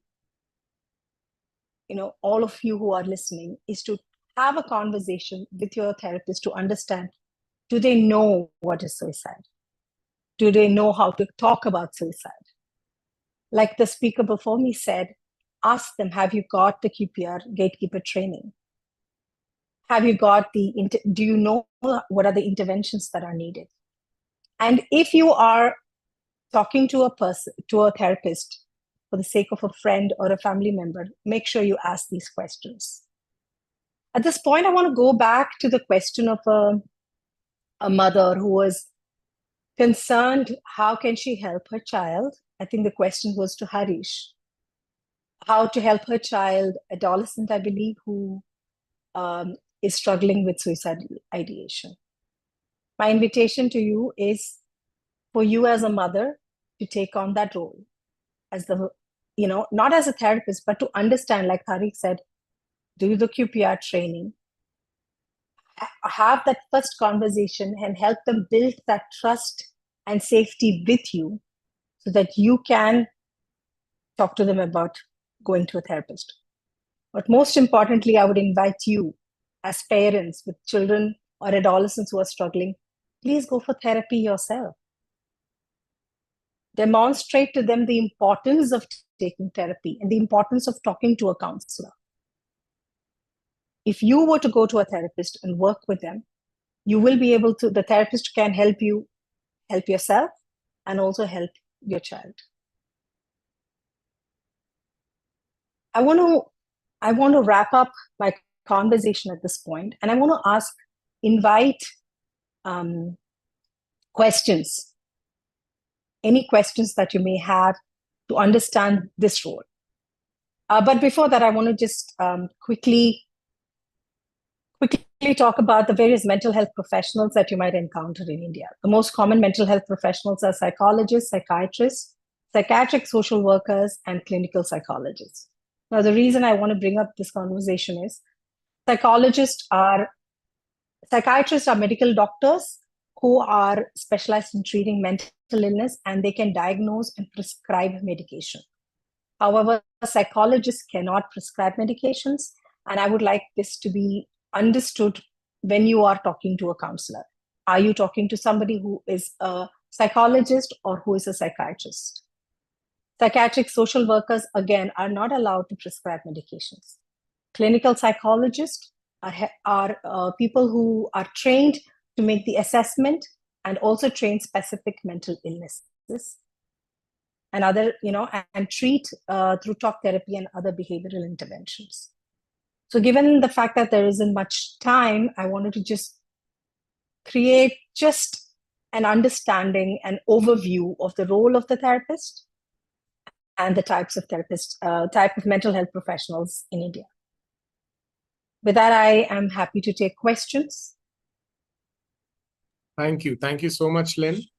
This has been a very common problem that we are facing in India. I mean, India, I'm assuming globally as well, where there are conversations we have where post-training or something, or during the training, people would come up and say, right, my friend had depression, right? He was going through so many issues. I counseled him. Right? And what does counseling then mean? Because for the majority, counseling almost means just giving these unsolicited advice or solution that has probably never worked for themselves, but now they're offering to other people and expecting that should by itself be helpful for the person. But we fail to see how the excellent point that Sanskriti had brought up, that beyond facts, sometimes emotions can be more real. And when we are not understanding that a person going through emotional crisis or mental health crisis, the major issue that they're dealing with is not informational reduction, but emotional management. That is a result possibly due to mental health issues as well. So beginning your journey with a mental health professional, and while at the same time ensuring that going to a mental health professional should not be seen as this is the person who's going to save me. That just like for a family doctor, you would visit a few doctors eventually, and then you settle with one doctor. Similarly, if you are beginning your mental health journey as well with a professional, please understand that there is a lot more dynamics and vulnerability that needs to be understood in these connections specifically. So let that be a journey, not a destination of meeting one mental health professional and thinking that this person is representative of all the mental health professionals. So again, also thank you for sharing the different mental health professionals that are involved in this sector as well. So thank you, Lynn. Nirja, you had raised your hand. Would you like to bring up a question? I kept raising and lowering in the interest of time. Lynn, one thing you said is ask questions of the therapist and ask them whether they're equipped with certain methods. But usually parents will feel very reticent there. They hesitate to ask these questions. It's not easy to do that of a professional. And I'm just picturing, because we went to 5 psychiatrists, 3 therapists, and multiple other alternate ways, but it's difficult. I agree. Just like it is difficult to say the word suicide, it is as important, because we are talking to somebody who is. We need to know, can they help me in this specific case? If you were to go to a medical doctor for an issue with diabetes, you would look for a diabetologist. If you had a kidney problem, you would look for a urologist. Yes. Same way, it is important, especially if you are dealing with somebody who is in a suicidal crisis, to take that and ask the question, do you have experience working with suicide? Do you have experience working with adolescents? Do you have training in suicide prevention? Right. Read the reviews, in other words, read the reviews and look them up online. And ask for certification as well. Ask. Please ask. Not just reading the reviews. Sometimes the reviews are not as truthful as we'd like them to be. Just ask, what training do you have? What exposure do you have? And the more we ask these questions, the more it will invite the therapist to train. At least to get the gatekeeper training so that they can identify suicidal signs and warning signs in their clients and refer them to somebody else. All right. Thank you. Thank you so much, Lynn. And I allowed that question as well because Neerja is the next speaker for us as well. So it kind of went with the flow as well. But thank you so much, Lynn, for bringing in this perspective. I'm sure a lot of... Sachin, I just want to reiterate one more point. Yes, go for it. Many times I have family members coming to me and saying, my child is in trouble. Can you talk to my child? Will you take my child as your client? My conversation is always to tell the parents that lead by example. Be in therapy yourself. If your child is in trouble, that means there is something in the family environment that you're missing. So I want to just reiterate the fact that taking your child or an adolescent or a family member to therapy is great. But more importantly, it is important to, it is vital to see what role am I playing in this situation. No, those are... Because it is important that we create sorry, Sachin. It is important that we create a community for this individual to survive and want to live in. That's it for me. Thank you, Lynn. I think this refers to that same point again, right? About finding purpose and meaning. This has been a theme that has come up again and again.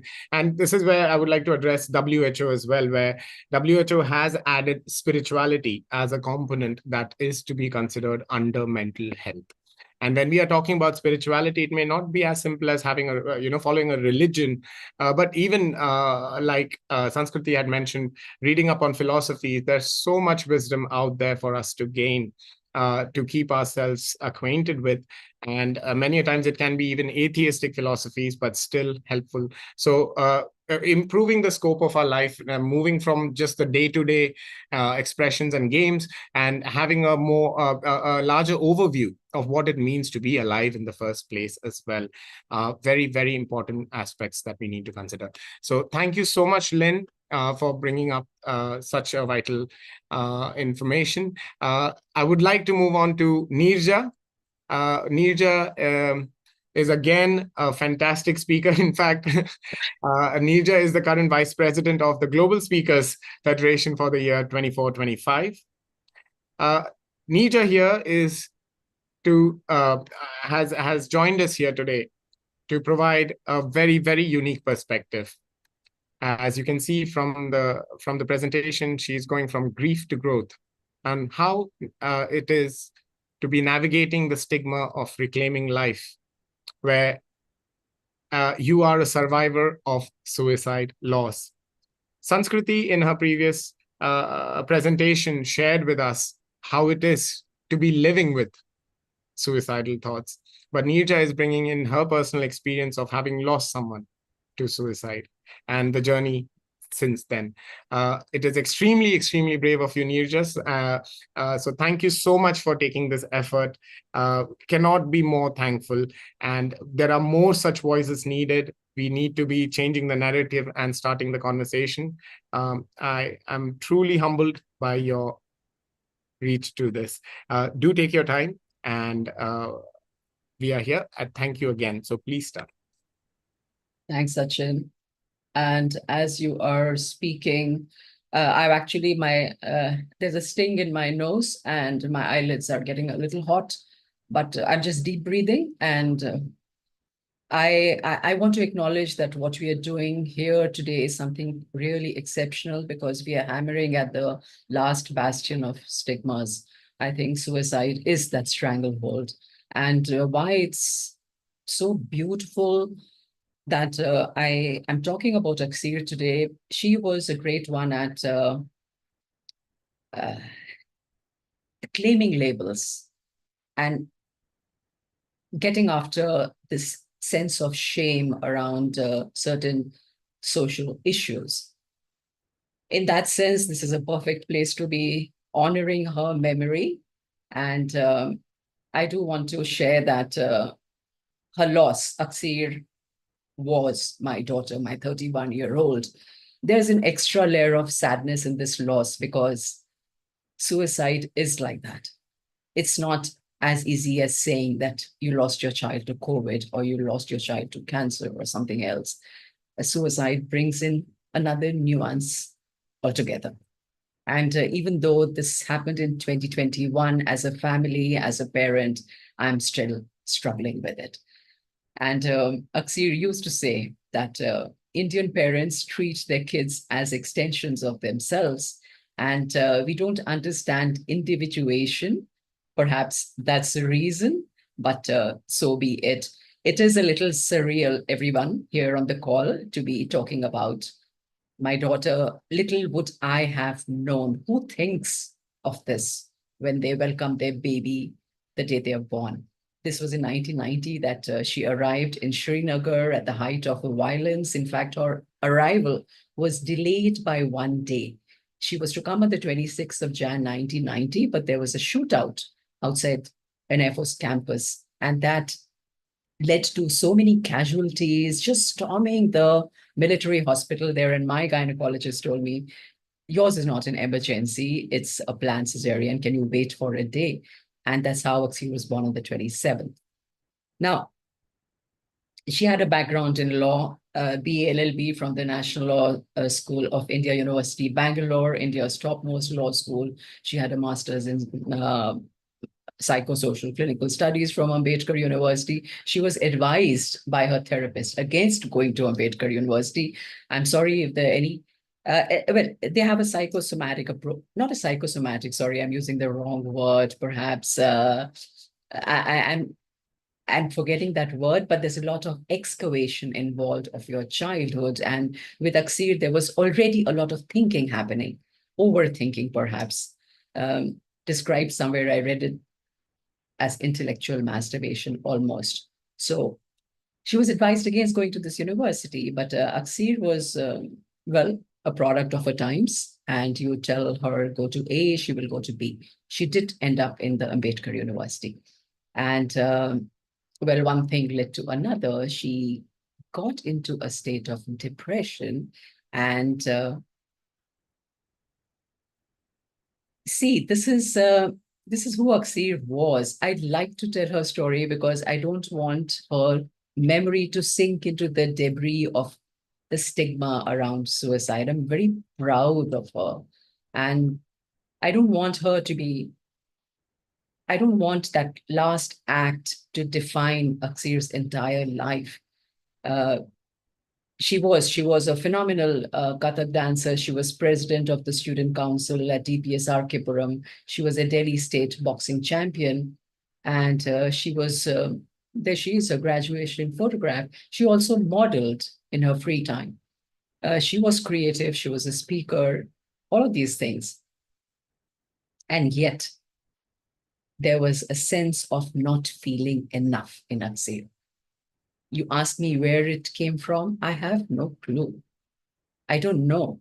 Ever since this happened, I've been trying to understand that.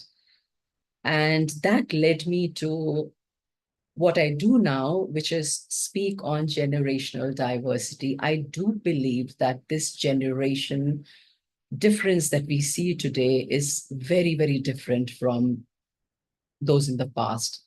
This is about issues that are far more visceral and far more radical and far more amplified because of technology. And even the worldview has changed so much. And Aksir was definitely a product of her times. She was a millennial. I think when we talk about the stigma around suicide, it's important to remember that there are historical and societal roots. I've been reading up on it ever since this happened in 2021. And there is confusion around whether it is criminal or not criminal in India because the section 309 of the IPC, which classifies it as a criminal offense. And then you have the Mental Health Care Act 2017, which Aksir would constantly quote to us. And that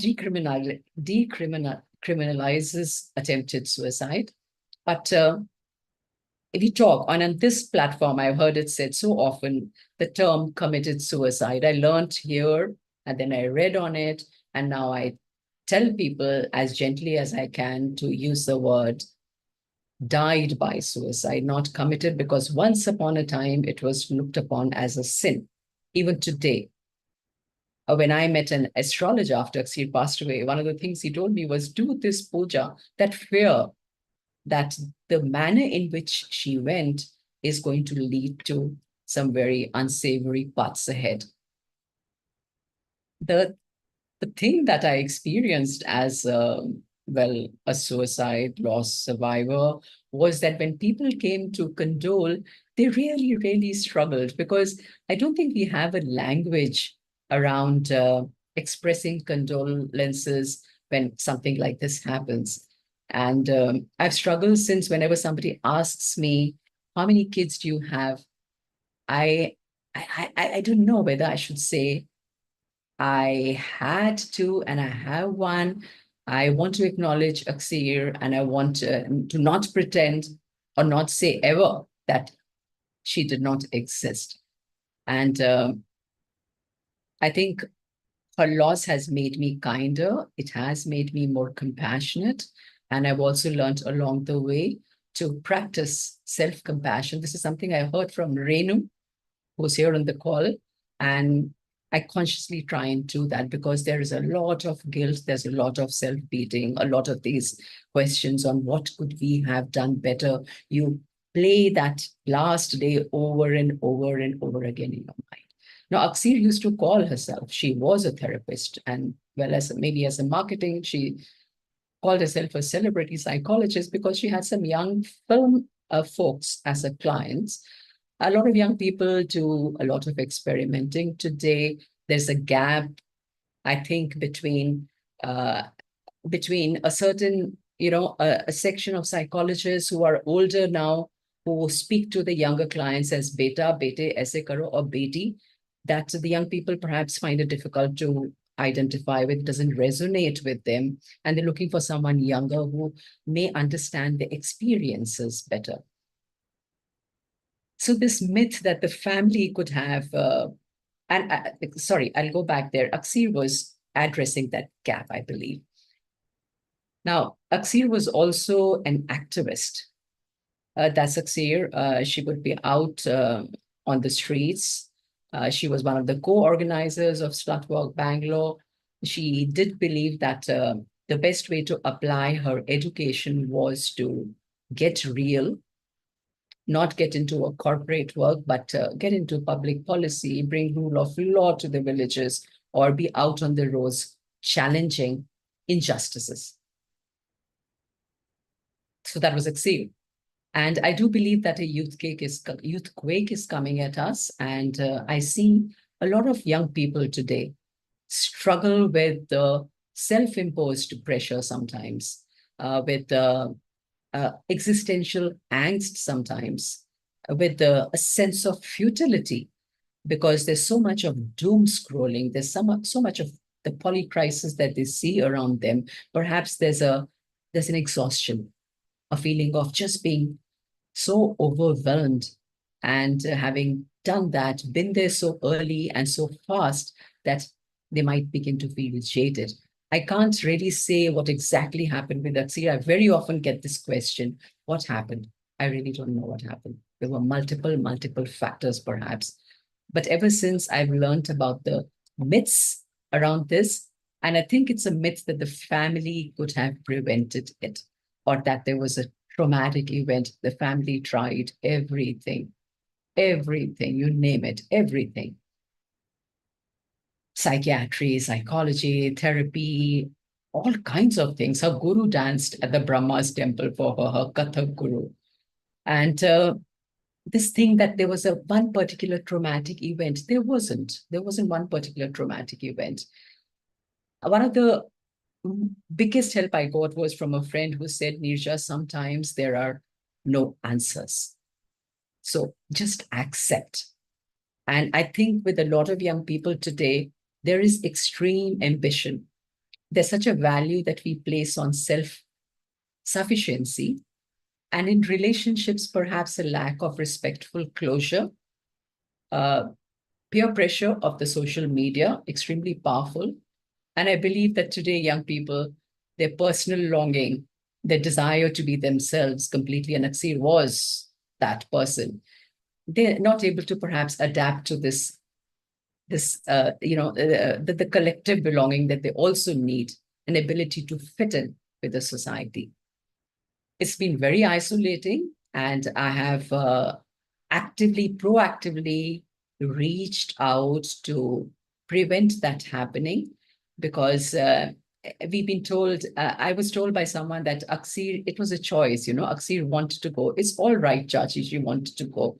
But I don't think that's the case. That kind of an attitude needs to be replaced with a real compassion, because this person is really, really struggling. There have been a lot of reactions, a lot of statements that once struggled with, but that Aksir was not close to her sister, or she didn't, we didn't know what was really going on with her, but that's not the case. Aksir was an open book. And the realization after she left, after she went, that mental pain can be as debilitating and painful as your physical pain. And I think we just did this question, why? I think we just want to find a reason to explain it, because that's one way of distancing yourself from it. I was also asked, did Aksir leave a note? I think that's a myth too. Not every person who commits suicide leaves a note, I think. And in the slide before this, this is the family she left behind. And this is one of her merchandise. This T-shirt has "Shut Up and Listen" emblem on it, a graphic there. It's a finger going up. This is what Aksir's message was, because she herself was a listener. She very often said that we are not listening to each other. You need to listen to each other. And my way of coming out of this has been honoring Aksir. I'm resurrecting her website. I connected with support groups at the bipolar disorder group, even the Schizophrenia Awareness Association. I've been involved with them. I'm expressing myself. I'm embracing new roles. And I like being involved with efforts that's going on here right now, and definitely mental health advocacy. So what I did was put together a YouTube where I talk on generation gap. I did a TEDx talk on Aksir, my toughest talk ever. It was very, very difficult, but I put it out there. I wanted to understand what exactly happened. And I also write a column in this magazine called A Step Ahead, which is to tell adults that today we need to be in the trenches with the young. We cannot be anticipating, because we'll be sitting ducks like we were.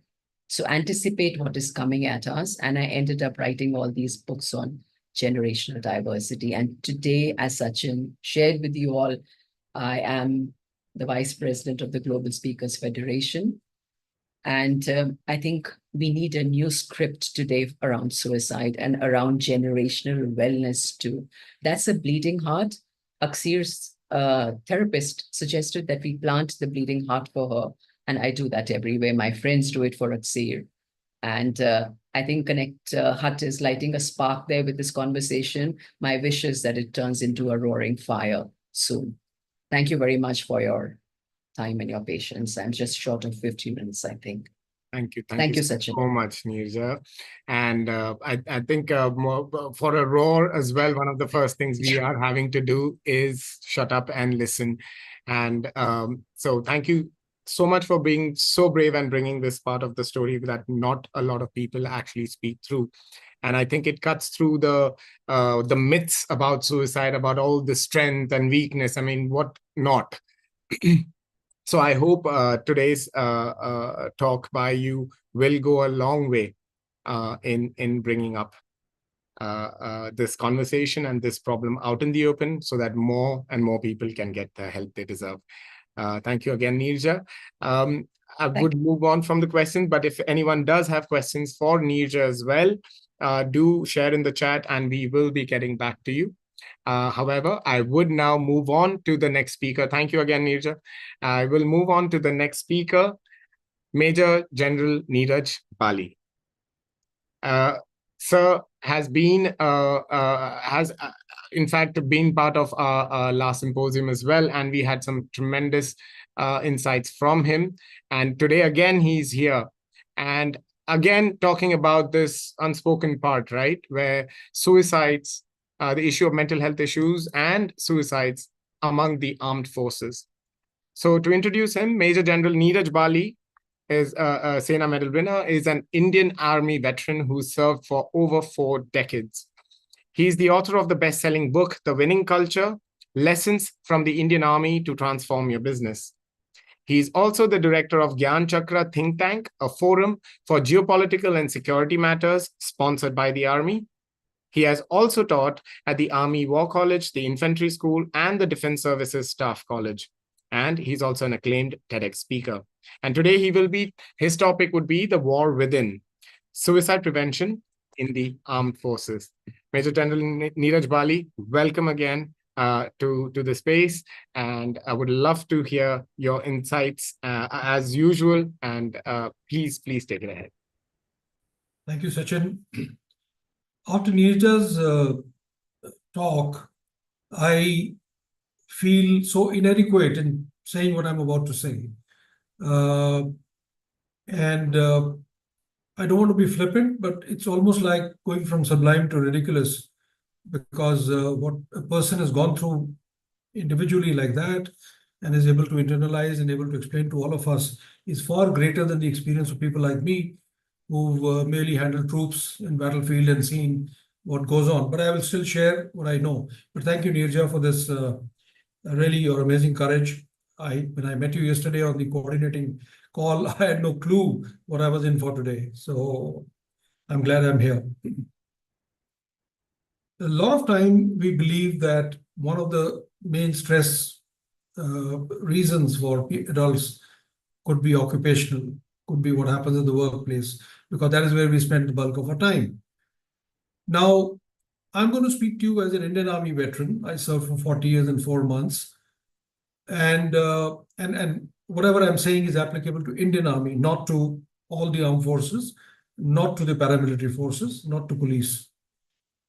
So the question is, then why is this not more rampant in the army? Because after all, there is a life of grave danger. I've commanded an anti-terrorist battalion in Kashmir. The boys who stand on either side of the road when you go to Kashmir guarding the road can be shot from any direction, anytime, and they know it. So there is grave danger all the time. There is loneliness of amazing nature. As a youngster, I was on the Pakistani border and we were living in bunkers under the ground. For months all together, you didn't talk to another officer because the next guy would be a few hours away. And all you had your own troops to walk around with and chit-chat. You couldn't take your neck out too much because the Pakistanis would fire. So now this loneliness may be unbearable for all of us, but I think of the troops, the soldiers. Officers serve for 2 years or 3 years in field areas, get back and they are into family stations. So are the soldiers, but soldiers' families don't always join them. Because of our societal reasons, some of them continue to stay in the villages. Some of them never get accommodation in peace stations. So a soldier can spend his entire career without ever spending time with his family other than 2 months in a year. You can imagine the kind of stress or the pressures it might bring on anybody's mind. So then there is, of course, the privation, the hardship, and all of that we are already aware, and I don't want to really talk about it. There is also sometimes an element of thanklessness. When you come out of Kashmir, I did 10 years, and every time you come out on leave, you realize much of the country doesn't really care for what you're doing. And you're just just another guy. You walk up to a DC or a police guy or whatever, you're not going to do you a favor just because you're a Fauji. And that, I think, also does play on the mind somewhere or the other. But having said that, officers and soldiers are selected. One of the things that the army really focuses on while selection, which I think the corporate sector fails sometimes, is to look at the man's character. We don't care so much for your knowledge or your background, but we look at what you're made of. And when I say character, I mean in every sense of the word, your attitude, how you're likely to withstand stress and so on and so forth. Many other skills are teachable, but probably a character is very hard to change. And yet, in spite of being so tough mentally and having gone through academies and training where you've really gone through hell in some ways, the fact is that there are still suicides. There are still these things. And by the way, I will never use the word commit again as a prefix because I learned it yesterday and I understand today why. But if I slip up and say that now, please forgive me as a bad habit. And there is another element. The weapons are easily accessible to army soldiers. In Kashmir, you not only have a weapon, you sleep with one. So you have a weapon, you have a magazine, if you have those tendencies, well, you have the instruments. So let me turn on a positive note as to what really happens, what kind of people end up down this rabbit hole, down this path. My experience has been they're almost invariably young. They still haven't had the full measure of life's experience, and therefore to them their troubles seem unique. They don't understand that their troubles are not unique, that all of us have the same problems or similar problems, some in larger or lesser degrees. So typically, all the boys, all the soldiers who I heard of or I saw who went through this were typically below 30, sometimes closer to 20. It had nothing to do with them not getting leave, because surprisingly and ironically, many of them did this when they just returned from leave. So obviously they brought some burdens from back home, which they couldn't share with anybody else. Invariably, there were issues with the family. Invariably, their behaviors changed just a little bit. But the other buddies failed to spot it because typically such people are, to start with, introverts. I don't want to generalize it. I'm by no means a psychologist or I don't have any qualification. But they were typically introverts. So if they went quieter, people just thought that it's just another thing, and people didn't pay attention to this. So if you really want to help your buddies, your organization, you really got to then look at every nuance of the change and not just expect for something very big to happen. There's not going to be a big red flag when this happens. Anecdotally, they were on the phone a lot, including when they were on night duty. They were perpetually trying to solve their personal problems by going on and talking on and on with someone. And yes, there was a lack of friends within the system as well. We in the army, so all of these are there, and we in the army only have belatedly woken up to the PTSD, the post-traumatic stress disorder, which the Americans have talked about since Vietnam. I never heard of this and I never recognized it. But when I came out of Kashmir never came out of me. And my wife used to tell me that even when there was a door banged at night, I would just sit up in the bed thinking there's a grenade blast gone on. And it's my responsibility now to do something about it. So you carry a lot of trauma, you carry a lot of stuff. And as per her, it took 10 years going forward for me to again become, completely normal. And that's, I'm talking about a aware, hopefully educated human being who's thinking about these things. Now, what are the measures? And here I'm going to tell you a couple of stories. These are not about my leadership. It is just to tell you how sensitive the army leadership is to these things.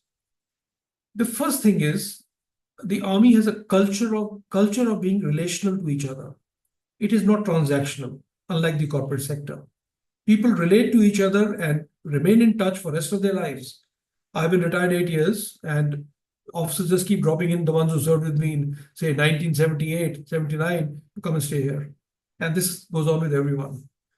Now, that relational attitude in a leader is very important, because then you have to feel for your people. They are not a transaction. And when you start feeling for people and owning them, then you start looking at their faces and recognizing when something is going wrong. When I took over as the CEO of a battalion in Kashmir, at the height of the insurgency, a battalion has about 800 to 1,000 people. I adopted one of the stratagems among many. One was that, you see, all Jawan's letters, all officers' letters are supposed to be censored before they are sent, so that nobody leaks out of security stuff. So typically, if a soldier writes a letter, his Subedar, his JCO, is supposed to censor it, initial it on the outside after reading the whole letter, and then send it to the headquarters where it is closed, stamped, and sent. I declared publicly on day one of my command in 1997 that I am going to pick up 15 letters at random and read them. I want to see if the Subedars are doing their job. That wasn't my goal at all. My goal was to spot depression cases. That was my only goal, because I know as a senior officer that when you read a draft, your eyes always fall on the mistake first. And I was hoping my eyes will fall on some mistake. So I started reading these letters. Well, I discovered a couple of cases, not many, in 3 years. And I'll describe one. But what I discovered is that all soldiers seem to be having the same problem. There are 5 common problems that the soldiers continuously were writing about and were even depressed about. One was the soldier's parents not treating his wife well.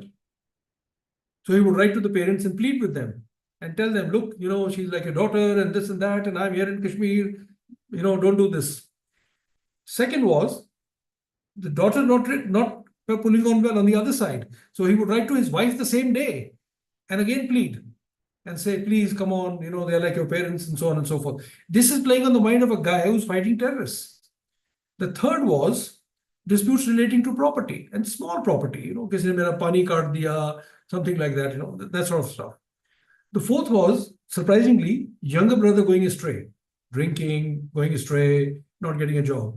And the fifth and the final was financial problems, continuously writing, I'll send you money, and so on and so forth. So if nothing else, it gave me a great insight into what is going on. But one of the letters shook me. 2 letters shook me, but I'll talk about one, where a tribal NCO from Jharkhand was writing to his daughter, who apparently had written him and said, don't come home, mom's having an affair, she's going to get you killed. And here is a soldier who cannot share this with anybody. There is no one who can go up and say this thing, and what will you achieve? So when I read this letter, I went to his company. I told the company commander, I said, point out this boy to me. And he pointed out. I said, okay, we are going for the operation. I want somehow this boy to walk next to me. So the guy was walking next to me and I asked him, how's everything? He said, everything is good, sir. I said, how's food? I said, everything is good, sir. How's everything at home? Everything is great, sir. How's everything in the unit? Everything is great, sir. That's the typical reply you get. He was not going to tell me anything. And nor was I going to ask him. So I said, at the end of we walked 15 kilometers or so up and down. And when we got back, I said, you look like a tough guy. He said, I'm very fit, sir. I said, okay, then you go get me a cup of tea now. And why don't you join my personal team? You'll be one of my buddies. So a commanding officer has a select toughies team, which is a great pride to be a member of. I put him in my team. I don't know what happened after that. I'm not sure, because there's no follow-up on this. Obviously, the boy lived. He did nothing stupid. He did nothing wrong. All I was trying to do was to give him a sense of self-esteem. At a point where a man felt that he's discarded by his own family, I was just trying to send him a signal that you're not alone. And in whatever small way, I think that is what really helped, or what might have helped. I don't know, but this is my effort. And this is the kind of thing which infantry officers do to get in touch with their boys and stay in touch with their boys.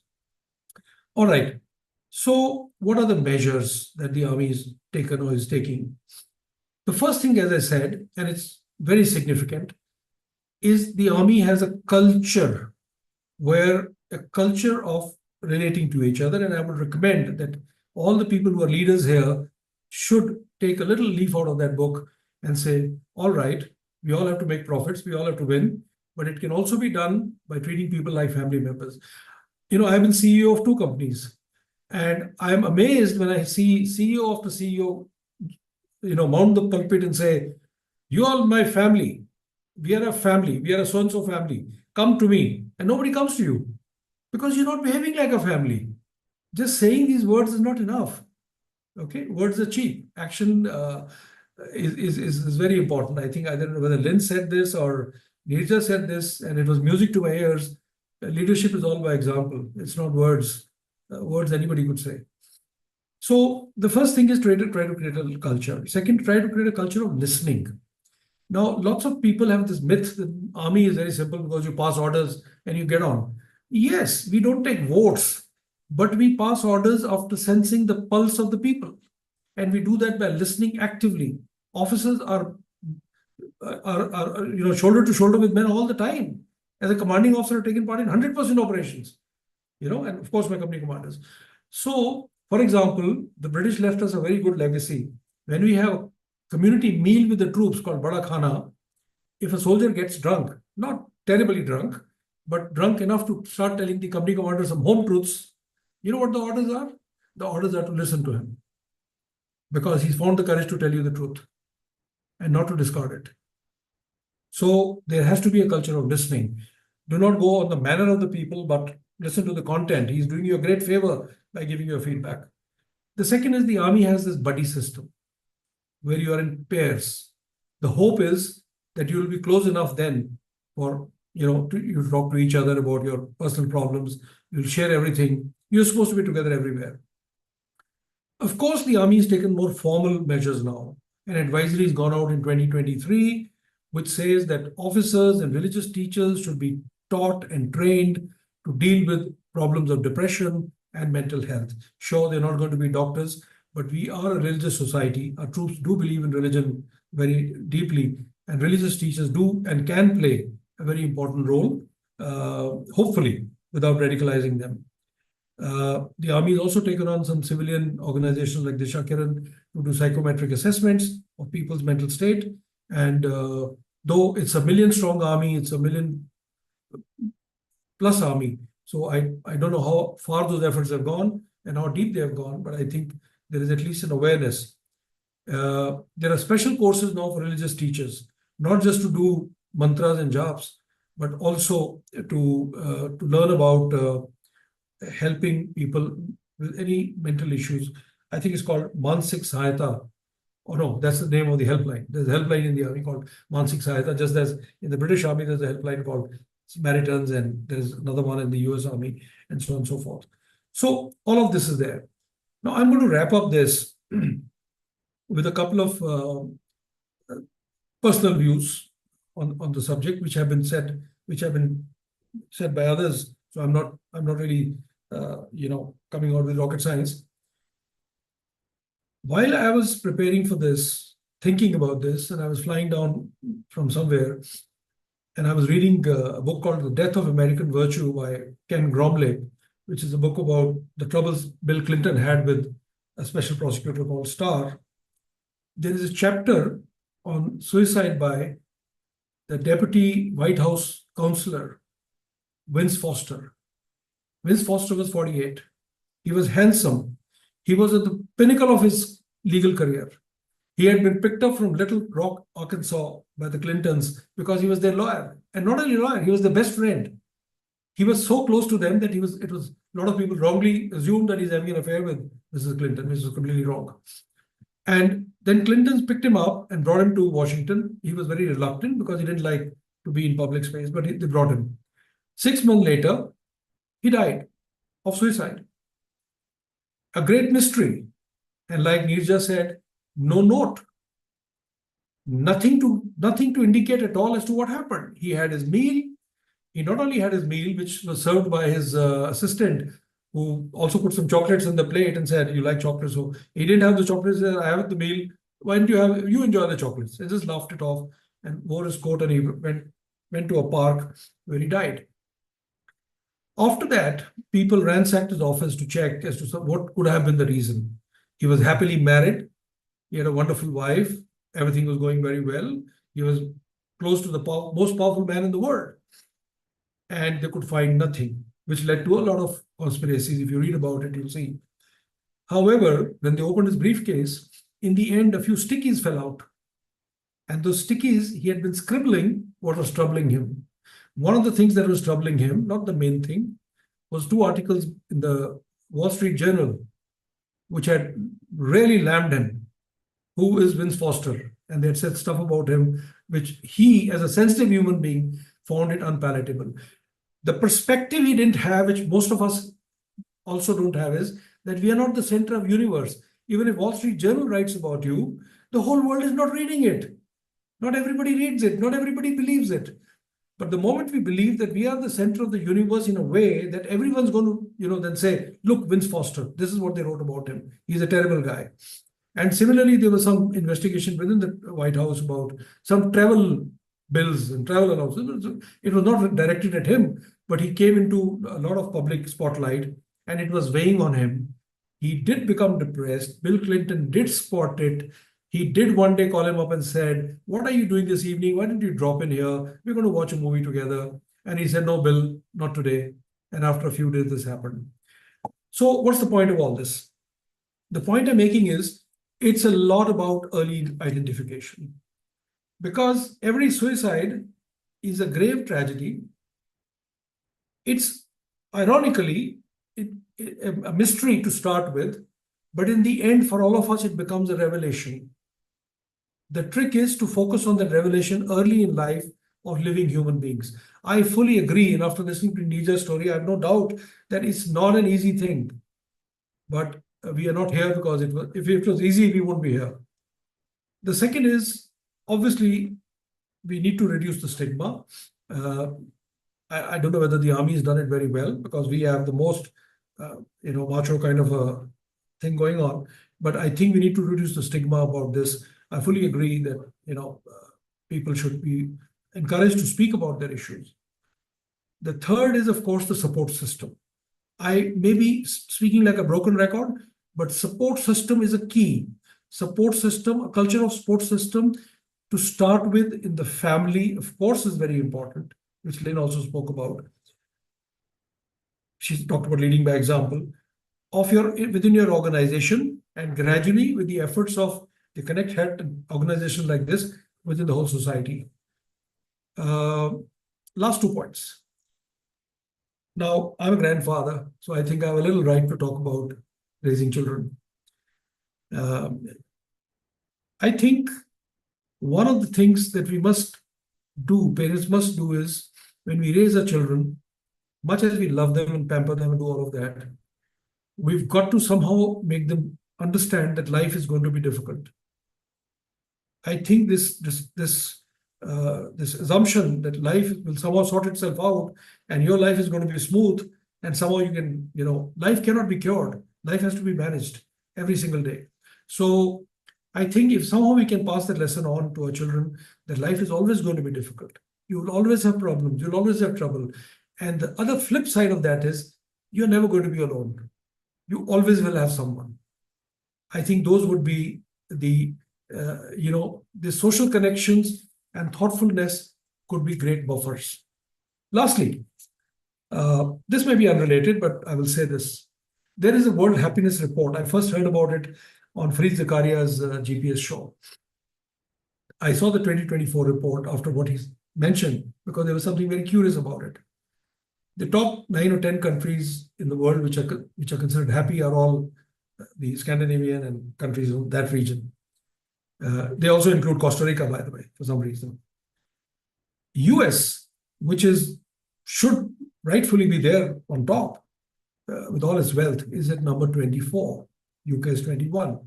First of all, it tells you that material things have no, or even poverty has nothing to do with your being happy or not. India, of course, is 127, so no comments. But what is curious is that the 15 to 24-year-old people in the US are ranked at 62, far more unhappy than many, many, many countries. And guess what? When did the slide start? The slide started precisely at 2012, the year when smartphones became fully available within the US. So my parting thought with you is, could it be that this self-imposed angst that Neeraj talked about, our happiness or our depressions or our increasingly shallow relationships with each other, which are obviously linked in some ways to this epidemic called social media, this absolute monstrosity which we have brought upon ourselves. Could it be that there is a linkage between this social media and how it is changing our minds, transforming us to unhappiness, and by that extension, to the subject of the day? Jai Hind, and thank you very much. Thank you. Thank you so much, Major General Neeraj Bali, bringing in a very unique perspective from the Army background as well, where obviously mental health issue will not be the forte of what they're dealing with. However, being able to handle yourself in tough situations is kind of part of the training, but still, in spite of all these measures put into place, there are still suicides happening. We are seeing from your talk that there are steps being taken, although there is an anecdotal understanding of the situation here.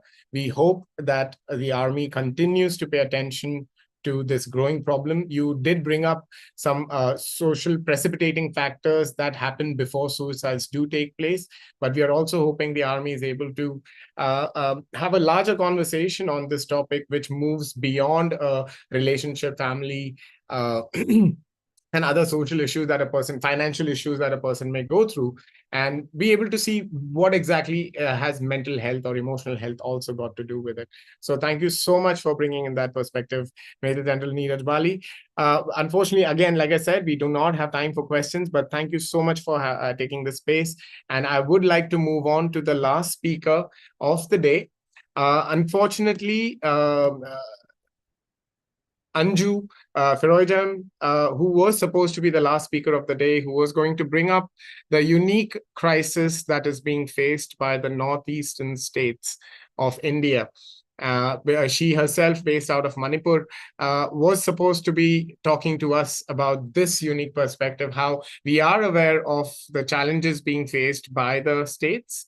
However, the unspoken, again, this comes into the unspoken territory, the damage and the crisis, an emotional or mental health crisis that is also happening, where there is an increased number of suicides happening within the state, which is unfortunately possibly not on the highest priority list. So unfortunately, Anju is unable to join us because there is an internet ban in the state today. It just happened before she could join us. However, she has made a recording of the session, which we will be hoping to share with you guys as soon as the internet connection comes back. And as part of the emails that we will send out, we shall be sending out the recording from Anju so that you are able to access her perspective of being part of the northeastern states. So without further ado, however, I would like to bring up the last, but definitely not the least speaker, Sunita Ramachandran.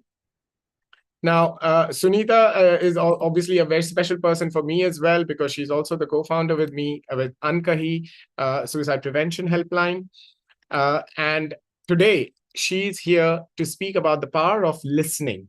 While the discussions were happening around mental health, we spoke about counseling and how we could look into counseling more seriously when dealing with suicidal ideation. The art of listening or active listening, which majority of the suicide prevention or emotional support helplines across the world operate on as principle. And exactly what that means, I mean, I would let Sunita speak for herself. But a quick introduction about Sunita. Sunita is an experienced mental wellness and suicide prevention counselor with more than a decade experience across Asia Pacific region, with 3 renowned organizations in Delhi, Chennai, Mumbai, and in Singapore currently. From a background in financial services and advertising with leading multinational companies, Sunita finds volunteer work fulfilling and enriching. Passionate about helping young people heal and cope with their inner pain, she also strongly believes that lives can be saved by being there for people through empathy, care, and kindness. And so without further ado, Sunita, please take over. You have unmuted. Great. Thank you so much for joining us today. Thank you so much, Sachin. Today's panel was fantastic. Listening to everybody, I was doing what we do best. All befrienders across the world, especially people who work in helplines, are while we train people in active listening, we actually instinctively are better listeners than speakers. I would have loved to have listened to a few more people than to talk myself, but here I am. So the role of listening is something that I think a helpline typifies. And when we speak about the helpline, it's a very difficult kind of a place to be in, because you are there listening to somebody probably who is in a very dark space at that point of time, and they're really um, talking to you whereas are nobody in their life. In that sense, you have no local standard to really help them. So what do you then do?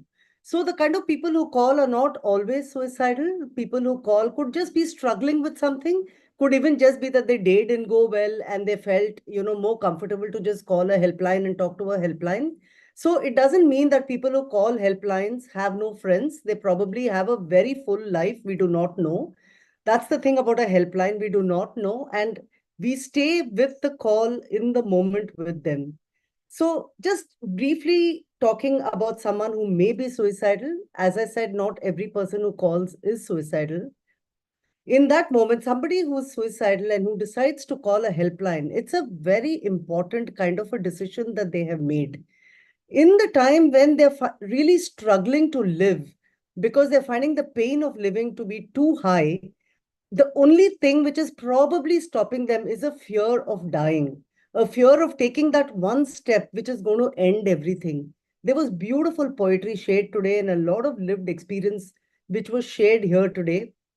Just taking that forward, so in that moment, rather than taking the step, they have called a helpline. So we at the helpline have this one little window of opportunity where we are there with them in that space. So what do we do and who are we? We are volunteers from all over, like all ages, all backgrounds. Most of the volunteers, like including me, I don't have a psychology background. I've done multiple courses subsequently, but I do not have a psychology background. A lot of volunteers do not have a psychology background. So the entire training is provided by us. So when we talk about training volunteers, we are really talking about helping them unlearn the biases that they have. Earlier today when Sachin was moderating, he was talking about the word counseling being so used so loosely, where people are just giving advice and saying, I counsel them. In the case of someone who's in that little window I was talking about, who's really suicidal, who's probably desperate, and who's probably, having all the feelings of helplessness, powerlessness, maybe worthlessness. In that time, although they may ask you, what should I do? Tell me, give me some solution. What should I do? Actually, it's not that a solution is going to fix them, because at that point of time, probably the situation that they are in, the emotional turmoil that they are feeling, and the perturbation that is going on in their mind is so much that it's it's a solution is not something that is going to be something that's going to fix them in that moment, at least by a volunteer at a helpline. I'm not talking about parents or friends or spiritual advisors or just neighbors who have a great role to play in suicide prevention, because they can actually tangibly land up helping that person. On the helpline, the instinct, most people who come to the helpline and volunteer with the helpline are probably people who want to save lives. That is what has brought us here. Because every time we read about a suicide or we encounter, someone who's died by suicide in our life, and pretty much I think everybody has been exposed in some way or the other, we really feel, and that is what drew me to this line of work. I really, found myself thinking that in that last, the last stages when they decided to go ahead and do it, I found myself thinking about how alone they might have felt, how they might have felt that nobody is going to understand me, nothing is going to change. So, a lot of volunteers who come into this line of work come with the idea of saving lives. So this is like a bit of where the training kicks in, because if you are going to, jump in trying to save that person, you're taking away that space. where the person can actually talk about what they are feeling. The feeling has been, I think Major just spoke about that there's a whole life and there's a whole perspective where this pain or this problem is not the center of everything. But for that person in that moment, it really is. So the power of listening or the importance of listening is the main training that kicks in at that point of time, where the volunteer themselves have to overcome their need to save, their natural tendency to, want to really hold the person's hand and pull them towards life. I mean, metaphor, not literally. Rather, staying in that space, being calm, listening to them, enables the person who's really struggling with all these thoughts to be able to vocalize it. Finally, they've come to a place where people are just listening. It's a great moment. That window that they have provided us is a window that is like a sacred space where we just let them control the conversation. So there are people who probably have feel so helpless and they've lost power to impact anything, but we give them back that power, at least for the conversation. That this is, what do you want to speak about? You want to speak about death? You want to speak about suicide? We ask difficult questions. We ask the suicide question directly. We ask the self-harm question. Are you self-harming? Do you have thoughts of self-harm? Are you engaging in self-harm? So these are all questions that we ask, not because, we need to know in that sense, because they're not going to be multiple sessions that we are doing with the caller, right? It's only that one window that we have. The reason we ask these difficult questions is to let them know that it's okay for them to talk about these. Because wherever else, one of the things about suicide is people who are thinking of suicide is they are giving out a lot of signs. Today, there was a lot of talk about myths also. It's not like the same person does all the same characteristics, but they're invariably giving out signals. And with young people and social media, a lot of it could just be dark memes and jokes. And even when you ask them, what do you mean by that? They probably laugh it off saying nothing. So it's like the Dubara Pucho movement where you ask them again, yeah, are you sure? Do you want to talk about it? So the thing is that signals are being given out. And finally, in this window, they are allowed to talk about it with nobody trying to step in and stop them. So that is the power of listening, to really give them that space. And it is possible that through this kind of conversation, where there is no tangible movement towards a solution or towards maybe even we don't know how the call could end. The call could drop or the caller could hang up on us. We probably don't even know. But in that window, the person has been listened to, and that goes a very long way. So for the volunteers itself, as I said, volunteers are, from all over. The kind of training that is given is to really enable them to talk about what is on their mind. And it's not just listening, but it's active listening. There are a lot of skills that are taught to helpline listeners, so that they are able to, the art of listening is not just nodding, or it's not just saying yes or no or replying, but it's far more nuanced than that. One of the key things that is really taught to the volunteers is empathy. So they say empathy can't be learned, but what can be learned is how to express the empathy. So a lot of times, one of the very sweet things that I heard earlier, where she said the small things hurt more than even the big things. So empathy is not just that you don't feel it. It's not like people who say careless things don't have a good heart, but empathy is the ability to convey to the person that we hear you, we understand you, we are picking up this feeling, and this is what we think you feel. That kind of an empathetic response is something that can be learned by anybody. It's just a question of training. Even if you don't feel it, you can really try and imagine and try and convey it. It's a skill, really. So these are the kind of skills that we give our volunteers actually lands up helping them in every aspect of their life.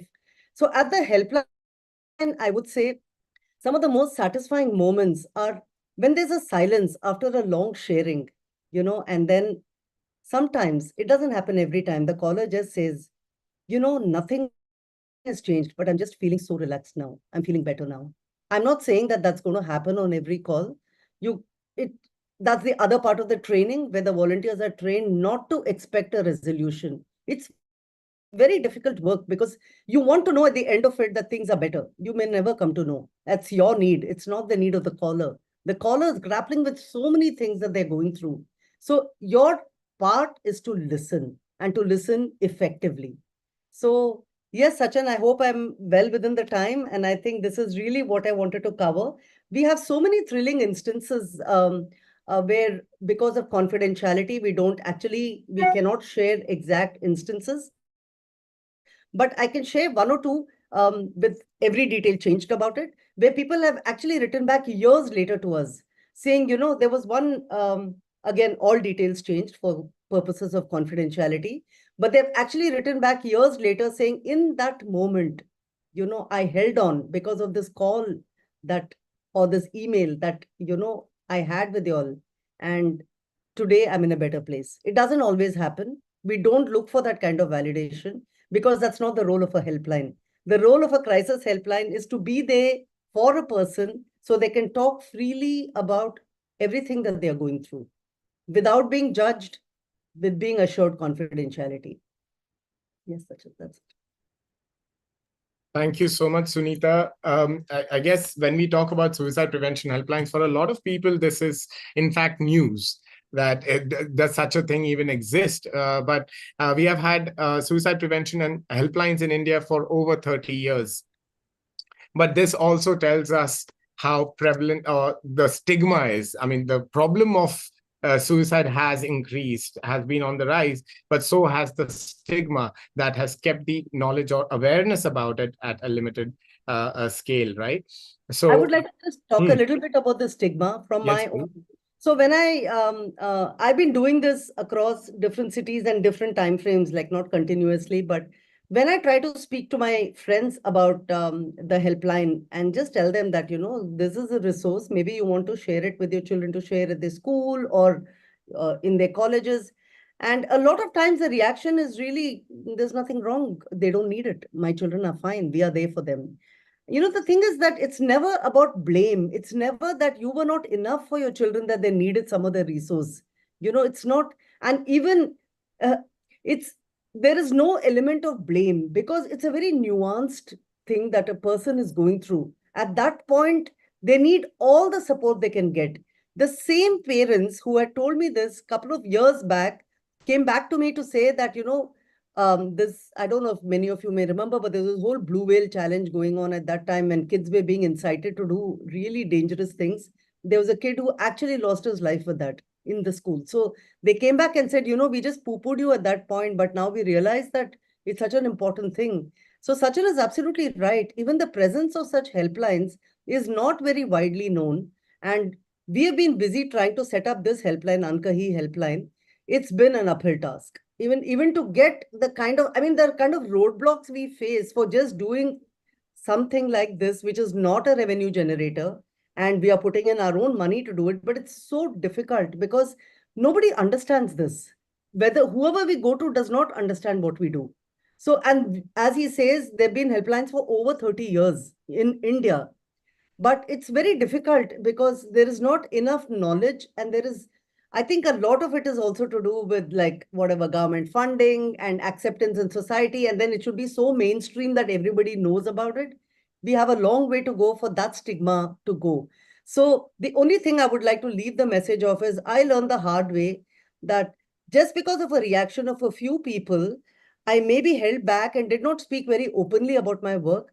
I do regret that, because later I came to know about, instances that happened where I'm not saying that every time you can save a life by talking about it, but maybe by at least getting it known that there's such a helpline, that person, especially young individuals who were in the grip of that kind of pain, maybe got a support of some unknown person that they could reach out to and talk to at a helpline.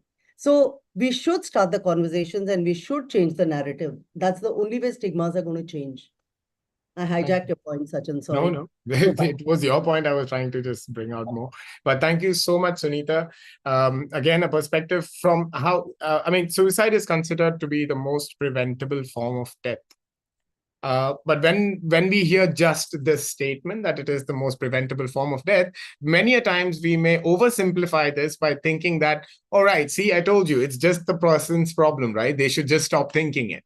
So again, improving your own knowledge about suicide, mental health is one key way that one can go ahead and be responsible towards their own and their family, friends' health as well. Renu has a question. Renu, please go ahead. Not really, Sachin. I don't have a question, but I have an endorsement to make at this stage because, I just felt that I need to come and say something more about the helpline, because I became a survivor of suicide loss 24 years ago. So the 24 years journey, my husband had died by suicide, and I had 2 small children. I didn't have a very high-paying job. My father was a very senior official in the Indian Army. So, there was a lot of titles that I had to take care of. There was a lot of an absolute vacuum in the space in which I was. There was an absolute vacuum. My parents didn't understand because they were almost playing. They were the victims. My siblings were the victims. My children were too small to understand death, and that to their own father's death. And here I was, like I'm today reminded of a poem which I recited in school in grade 6, The Solitary Reaper. So I felt like a solitary reaper and said, where to go, how to make sense of this. And that's when somehow I accidentally came across an advertisement for a helpline called Sumetri in Delhi. And oh my God, what a transformation of my life, and my life's transformation, I guess, enabled my children to be transformed because I was their North Pole, their pole star. For everything, they would look at me. And that training, that power of listening, which I got from this helpline, has been my lifeline. So Sanskriti earlier said, say it through others. So say it through others for me became listening what others are saying on that helpline. So there were these people who were, sharing in confidentiality and in a safe space. And I was on the listening end. But through their stories, I could understand my story. And I now didn't feel alone, because when I volunteered as a listener, first of all, there was a lot of, doubt that she's a very recent survivor. Will she be able to undertake the training? But yes, being a Fauji Kudi, we are taught to take the bull by its horns. You always keep listening to this. So yes, I think, my God, I will always fall short of words to express and convey the power of helpline training. I have done the Dale Carnegies and the Shiv Kheras and everything I have done of the world, the corporate trainings, but nothing matches this. So yes, thank you, Sunita, and thank you, Sachin, for the Ankahi, and today I could share some Ankahi as well. Thank you so much for sharing that very, very personal experience as well with us, Renu. It's always a delight. And again, I would like to thank Sunita for sharing her insights to the power of listening. I mean, it reminds me, your talk reminded me of the well-known saying from Reverend Chad Vada, where when he's the founder of Samaritans UK, which started in 1961, for which Samaritans Mumbai was the first international branch of. And his point of operating a helpline and being a volunteer with the helpline was that we are not here to offer false promises or these distractions and hopes that they do not exist. However, we are here to suffer with the caller. And it is when the caller is able to see that there is someone there with them in that suffering, that finally they are able to start acknowledging and accepting their own suffering. And maybe, just maybe, that becomes the first step towards healing as well. So with that, thank you again, Sunita, for that. I believe Harish has a question for you. I think I saw his hand getting almost up. So I guess we have time for that one question. Sunita, address that. Yes, Harish, go for it. Thank you, Sachin. Sunita, as the helpline workers handle their caseloads, I'm not sure what's the right term, but do you see an incidence of mental health struggles amongst these helpline workers? Yeah, it's actually we have a whole system in place to support the volunteers who are taking the calls, because the thing is that how empathy works and how a true connection works, in order for the exchange to be meaningful, you got to put yourself out there. It's not that, you're listening to it and you're objective. And that's why we never use the word counseling. I'm not saying that's what counselors do, but we never use the word counseling because we are here to connect emotionally with you. So empathy is something that we can really convey when we are able to connect to something within us, which is like the tuning fork resonance, when you're able to connect it in a different way with what the caller is feeling. So if the caller says, I'm feeling something, you can't just say, okay, you're writing it down like a tick mark. You're trying to imagine what that feeling really is, and you're connecting with that. So this long thing I was trying to say is, you are engaging with the caller and you are actually making yourself vulnerable in the bargain. So yes, there is. And so something that you connected to, even after you hung up, maybe after a couple of days, but it stays with you or brings back, nothing to do with the call after that, but it's like, lands up almost triggering something from your own life, right? And we see that a lot in our trainings, the 7 days of trainings. The trainer invariably lands up putting a lot of experiential kind of things in it, where you're supposed to go in and come back with what you feel. So that prepares you a little bit for the calls and for the experience of connecting on the call. But after the call is over, there's a whole system where your other volunteers are kind of helping you to talk about what you went through. Because whatever you went through, you can't speak outside the center because you promised your caller a confidentiality. So you're never going to talk about it outside. But within the volunteers, you can express it. And, so there is a lot of burnout. We have a lot of challenges getting volunteers because training is a long thing. It's like 7 full days plus another 30 hours of training, individualized. And after that, once they come on, some of them leave because either they didn't have the time or they moved, or the other big reason is just burnout, because sometimes they just also are emotionally going through their own things. People who are drawn to this, like how Renu shades so beautifully, are often people who have actually experienced some loss in their own life, lots of times to suicide. It could be a friend, or it could be, in my case, it was a classmate from school who I wasn't even close to. When I heard later that he died by suicide, that impacted me really strongly. And that's how I started in the very first helpline that I went to and, underwent the training. So some people are even suicidal themselves. But because of that, they really want to try and help others. Like some of the people today, it's amazing. They've used the pain to really try and make a change. So we have all kinds of people who come. So though they want to try and be there for the callers, sometimes they can't because the work is very emotionally demanding. I mean, I'm painting a picture where it all sounds like it's very difficult. It doesn't necessarily have to be that way.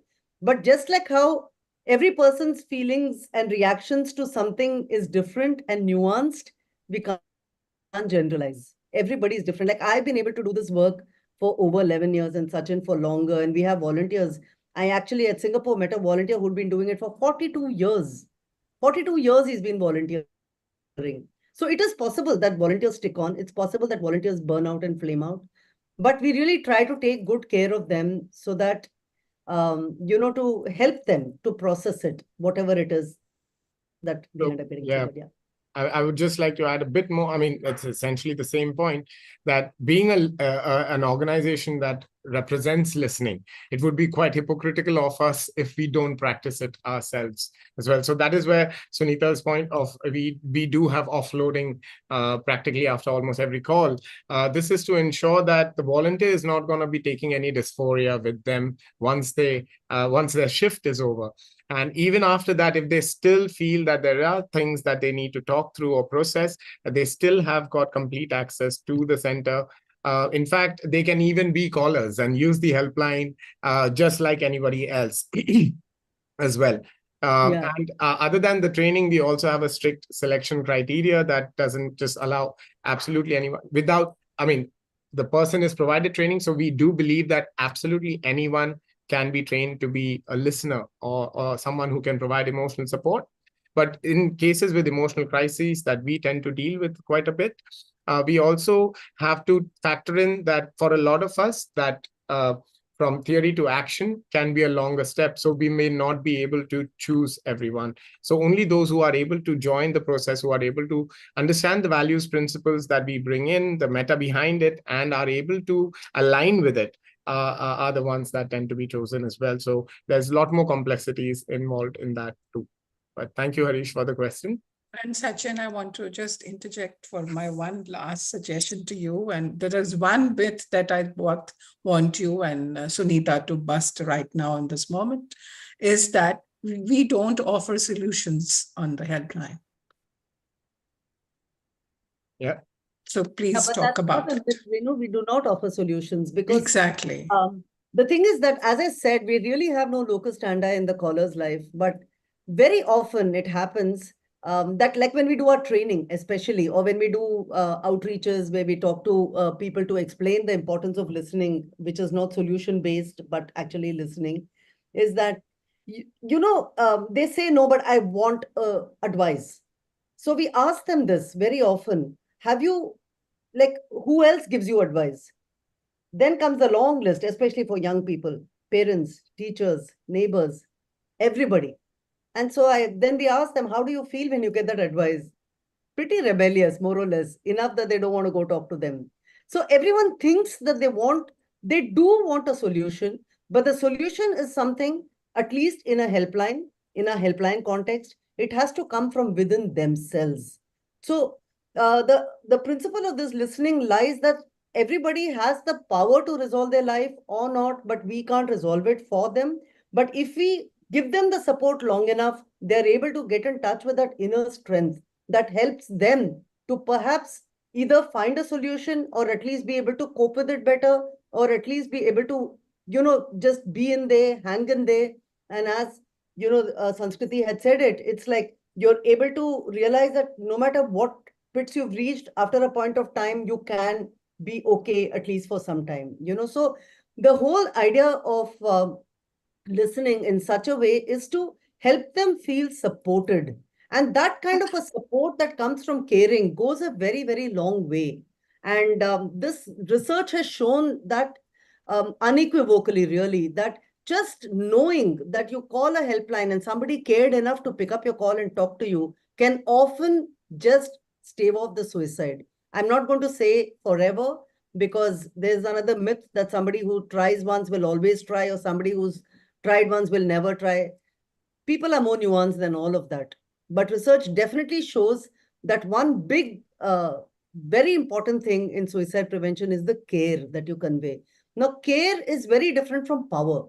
So a lot of the young individuals we talk about, who it's not like that they don't have people in their lives who care for them, but there's a lot of power dynamics out there, and they land up feeling very helpless and powerless. And often this is what is behind a lot of instances of self-harm that we, have encountered. Because I'm not talking research or numbers, but I am saying that it's the whole feeling powerless and then not being able to do anything about it, especially for young individuals. And then later in life, there is a higher correlation of people who self-harm may try to take their life. People who are depressed, people who have mental illness have a higher correlation with suicidality. All of that is there. But in a helplines context, all that matters is we have a window, and in that window, can we support you enough that you can try and see whether you can live. Okay. Thank you. Thank you, Sunita. I hope, Renu, that addressed the question. But yes, we do not offer solution because we do not believe that a person, I mean, it's a simple question for all of us here as well. Do we all just have one problem in our life? The answer would be no. Every person has got multiple levels, different types. There are problems on, all these levels.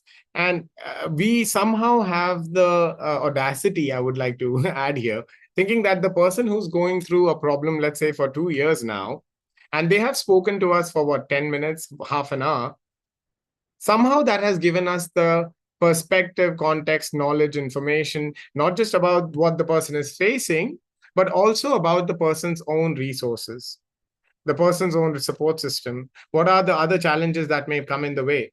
So this linear understanding of what a person's problem is possibly is one of the biggest problem, that a person is not one problem. And just to kind of bring up the point of suicide, Sunita had brought up how suicide is a pain of living when it increases more than the fear of dying. In similar way, another way to look at suicide would be that suicide is a fall in connection or a drop in connection that a person experiences at multiple levels. So if you go by the socio-ecological model, you would see that there is a connection drop that happens from the person and community that they are part of, that they may no longer feel connected to the community or feel like they have a place in the community. To the point that they may feel that they are feeling disconnect with groups, smaller groups that they're part of, maybe something as simple as their office or a Mitra Mandal, or things like that, where they can be part of and have an identity, have a purpose, have meaning. That there is a disconnection at a group level. There is disconnection at interpersonal relationship level, where I may feel disconnected with my own family members, my own partner, my kids, and eventually a disconnection with their own sense of self, right? So it is this a different level breakdown of connection that is essentially resulting into suicide. Now, how are we able to define this entire process or explain it away by saying that, oh, right, the child in Chennai killed himself because his father took away his phone? Yes, if you read news like that, it would seem like, well, that sounds stupid. Yeah, but having said that, Sachin, there is a whole black and white approach that young individuals do have. And that is why they are even more prone to kind of taking, because the kind of adult thing of pausing before actioning is not always there among young individuals. So that kind of impulsivity and black and white approach makes them far more susceptible and vulnerable. So yes, I'm sorry I interrupted you, but the power of connection is the point to make those connections. Right. Yeah. And when we are talking about, when we are seeing that suicide is continuous breakdown in connection, then what do you think is the reply or solution to that? The solution is not to give them money or these kind of situational help. Sure, they go a long way too, but then more or less we are always addressing just the top level dirt. We are completely ignoring the psychological pain, which is in fact the term that has the highest correlation with suicide. Now, until and unless we are addressing psychological pain, and that can be only done through building a connection. And that's what I was trying to hope to reach through with Sunita's talk here, where connection starts with listening. It does not come by talking, by telling people what is right, because this is part of the training as well, right? Where a lot of people come for the training, they're thinking that, okay, teach us how to be a listener so that then I will listen and then help. Right? I want to be a listener so that after listening to their problem, I will help. Failing to realize that the act of listening itself is the help that the person may be seeking. The act of listening itself is that form of connection that becomes one of those last drops that ends up, I wouldn't say save a person's life, but at least shows the person that they are not alone. that yes, life can feel dark, hopeless, helpless, and all of that. But guess what? If I have at least one person who is aware that this is what I'm going through, where if there is at least one person who is a witness to my pain, it's not that my pain reduces, but somehow I feel there's a bit more space for me to work through it. But with that, thank you everyone so much for attending the session. Thank you to each and every speaker for bringing in their valuable perspectives and insights on this completely unspoken of conversation. I'm extremely grateful to the participants for, even though you know that this is available on YouTube as well, you stayed back and were part of this conversation and posted in your valuable questions and interactions. So truly grateful. We are hoping through a small effort like this, we may take that one step to starting the conversation. But let's not have doubts. When we talk about starting the conversation, it's not about just talking about suicide and taking a moral high or ethical high ground on the topic. However, it means talking to the people in your life. No, people don't carry suicide maybe on their forehead, but we are able to see when a person is in pain. And when I shared earlier that suicide is a symptom of pain. So when you are seeing pain, the conversation can be started to check with them, hey, has the pain reached a point where you are even having thoughts of suicide? Because the thoughts of suicide is not something that the person has asked for. And to the last thoughts I would leave here with would also be that when you ask the question, you're not planting the idea of suicide. Or when you ask the question, you're not causing suicide, but in fact, addressing it for the first time. So I would like to ask if anyone would like to share any final thoughts or any questions, but we would be looking at shutting down. We have overshot by half an hour, but the content of the speakers, the insights of the speakers that we had today needed that time as well. So I won't be feeling too bad about or too guilty about it. But yes, if there are any questions, please feel free to share with us. In the event that anyone is seeking a certificate of attendance for such a session, because this is such a difficult topic, we had kept this for free. We plan to keep it free forever too. But at the same time, if there is any certificate needed, that does add on to the already a lot of work that we have to put in. So there would be a small price that we will be charging in case a certificate of attendance is required, and we will be checking attendance as well. So if that is the requirement, do mail us on support@theconnecthut.com. We will be sharing it in the chat as well. And once we have verified that you have attended the session, we can post payment, also offer you a certificate of attendance. But yes, I will open the floor to the participants. If there is anything you would like to ask, share, please do feel free. So.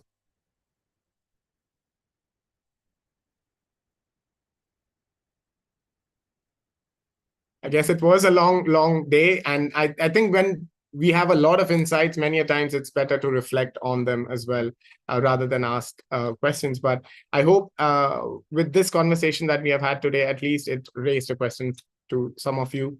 But at the same time, if you are one of among the many people who are dealing with suicidal thoughts, I would like to remind that you are not alone. There is help available. There is free help available as well in case finances are an issue. And many a times, if through the conversation as well, if one of the conclusions that you got to was, hey, if there is no solution, what's the point? I assure you, take that first step. Experiencing a connection is different. It's not something tangible, but human beings are not tangible either. So for us to deal with this, we need these intangible sources. So do reach out. We are more than happy to share our resources as well. Do look us up on social media or our website as well. And otherwise, I guess we can call it a night. Thank you everyone for making this day so much special for us as well, for this overwhelming participation. We will be sharing more information in future. Thank you and take care. Thank you, Renu and Sachin and Samriddhi and Connect. Thank you very much. Thank you, Neerja. Again, So grateful. Thank you. Again, I don't have words. Bye-bye.